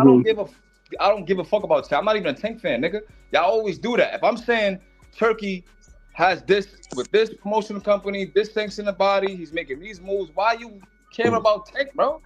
What? So what? You brought him up, bro. You trying to? That's what y'all do. Y'all bring up Tank, and then when I speak on it, y'all bring up Tank, and then ask me to speak on it. When I speak on it, y'all say, "Why you bringing up Tank?" But you said Tank, bro. Break down everything I'm saying. Don't say just Tank. We ain't talking about Tank no more, man. Tank already lost, bro. I didn't say Tank. I said you promotional company gangbanging. Last I checked, Tank ain't got nothing. Last I checked, Tank ain't no promotional company, bro. I was talking about the PBC. You brought up Tank, and then you asked me why I ain't address it. And then when I address it, you say I always bring up Tank. Which one is it, bro? About the sponsorship with the WBA, bro. That's all I did. You sitting there making a Oh, you said you saying you asked. Okay, you asked me about what I think about the partnership about him and the WBA. I said I didn't know that to be true, and then somebody else looked it up and said they do see that they're in partnership with Riyadh season. Like, all right, so why you Yes, holding it on it's a Tank, sponsorship. So what's so it's a sponsorship. So what's there to address, bro? What do you want me to say? What you expecting me to say? Bro. Like let somebody else talk, bro. I'm saying I'm asking you though. What you expect me to say at this point? Trolling, bro. You like 50. How am I trolling, bro? How? Said he done, frequent. He said he done, bro. I'm done though. Like, go ahead, bro. Yeah, all right, well, I can speak then. I don't understand how am I trolling? But I just said you said that they had a partnership with the WBA. I mean, the WBA had a partnership with Riyadh season. I said I didn't know that to be true. Somebody else confirmed it, and so that's what it is. So it's upon you to finish what you were saying, bro. I'm done. Yeah, I said I spoke for like 10 minutes, bro. I said a bunch of different shit, bro. Yeah, basically he was saying you can't have a partnership with a association and then use your influence to try to get something done, try to do stuff.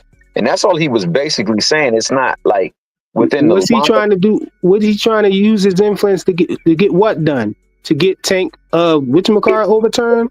But now since you brought Tank up and you was talking about he about to get it overturned, and you seem to be a little I didn't say that. He said that, but I'm asking you what I'm asking you what is he trying to get done? Because that was the only thing that I heard him say that could be done. As opposed to a sanctioning body. You don't think that that's a conflict of interest? You don't? That Riyadh season is in an association with the WBA? No, I don't think because I mean, all these arguments lack context. I mean, that's I know for sure, but I'm gonna give me some context, bro. Tell me what's wrong with it, bro? Because last I checked, all of the fighters have to be sanctioned by a sanctioning body in order for the fights to happen. So you tell me what's wrong with it. True either. I'll bring in a little context right now. There's a little dude on YouTube. What's his name? The little nigga with braids. He do dancing and all this other stuff, and he be having people. Matter of fact, he had people on that was in a fight, the Ryan Tank fight, on his show. What's his name? Kai Sanat. Okay, all right. What is he known for? Just tell me why is he so important? I don't know. He's popular with He's known for being a fucking what weirdo. what do this have to do with the sanctioning bodies having to sanction the fights, though, bro? What do they call him? What do they call him? He's a streamer. We don't even know who this dude you talking about, so you got to tell us. Influencer. He's an influencer, right? And that's how we know him. And people want to use him and his influence to sell or to move things. So he's saying Turkey has influence, and he wants to know, is it a conflict of interest for him to be using his influence the same way that Kai Sanat uses his to influence things or to lead things to a certain direction or movement? Oh, you mean? Okay, let me ask you a question. When Tank has a fight on the PBC, when Tank has a fight on the PBC, is the WBA involved, bro? You mean that way? Well, hold on. When Tank has a fight on the PBC, is the WBC in it, bro? Are they associated with it? No, the WBA. They gotta be because he's their champion, bro. He's does. the They do WBA sanction. champion. He's not the WBC champion. He's the They do WBA sanction the champion. fight, bro. The WBA He's the do sanction the WBA fight. They gotta champion, bro. sanction the fight. He's the WBA champion, bro. He's not the WBC champion. He's a WBA No, we said champion. WBA. We said WBA. He said the WBA. But is he the only WBA champion? I said if Tank has Tank has a fight, if Tank has a fight on the PBC, is the WBA involved? Yes or no? Yes. If it's a title fight, yes. Okay, so that's a normal thing. Y'all trying to make it seem like if a WBA champion fights on Riyadh season, that it's a conflict of interest or something like that. Look, frequent. Like, you know, I fuck with you cool, but it's the reason why niggas be getting out of character with you, bro. Because if you got Turkey on Twitter publicly ridiculing and clowning Steve Willis, you got people saying that this man should get fired, he's bad for boxing, he should have referee no more fights. You actually close with Mendoza. How we know that Steve Willis won't be in another fight that's sanctioned by the WBA? We don't know. We really don't know. So I'm just saying, like, him having the influence and the power to make things happen, to me, it just looks a little suspect, bro. That's what I'm saying. If you saying you good for boxing, right? Which you may well be good for boxing, I don't think you should be trolling niggas online, bro. Bro, I think we know why he. I think we all know why he did that, though, right? Why he did that? Because Tank was coming at him about stuff. So now Tank is in the hot seat about something. So he's trolling Tank about something. Come on, bro. Y'all Tinkerbells can't be that blind, bro. Y'all got selective sight. Hold on. This ain't about Tank. You gotta remember this. Steve Willis is an independent contractor. He can say whatever he wants to say about him. Steve Willis is not contracted to WBA, WBC, IBF, none of them dudes. What I'm saying is he's an independent contractor. Is what I'm saying, bro. He could be. He's an independent contractor, though. He has no connection to any sanction about it. We don't want him refereeing none of our fights no more. That can't happen. That's what you're telling me. I'm just fine. saying, get the other motherfucker. What's his name? Tony Weeks. Get that other motherfucker. I feel like Steve Willis is a veteran of the game. He's been a great referee for 2 decades, bro. I feel like he wasn't a great referee Saturday night. Yeah, he definitely wasn't a great referee Saturday night. He one eye on one fighter and one eye on the other fighter. Like he was getting paid, bro. That's what. Does not define his whole career. That's all I'm saying. Hey, but look, what have you done for me lately? What have you done for me lately? And lately you've been fucking up. I don't think it should be like that though, bro. Because he didn't. Fuck up sometimes, bro. It's like if you working at a job, bro. If you've been working at the job for 15 years, but then you get caught stealing. I ain't even for a lot of y'all, man. Man, I'm shutting this motherfucker down tonight, man. I say this respectful. I normally like to get y'all last words. I'm shutting this motherfucker down. I'm out of order tonight. So I'm shutting the motherfucker down. And shout out to everybody, man. Much love and respect. I appreciate y'all. I ain't even giving y'all a chance to get y'all last words. And I say that respectfully. This won't happen again, but I'm shutting this motherfucker down tonight, man. Y'all just know, hey, when you're over here, man, you're rocking on the right side, man. I ain't lying to you. I'm gonna explain exactly what just happened. I'm gonna explain. But right now, I'm just gonna tell y'all. I want to run. And I'm gonna tell you. What happened?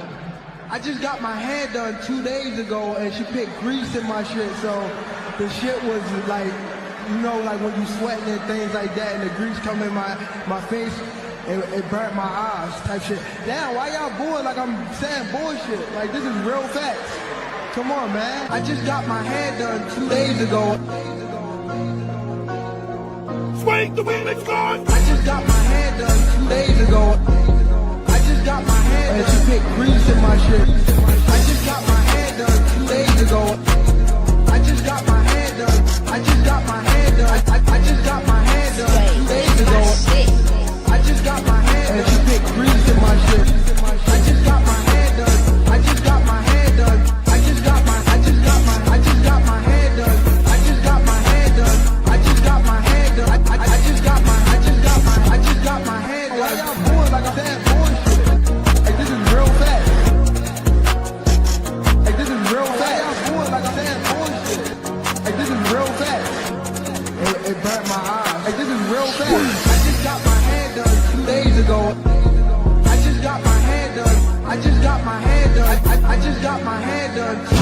ago.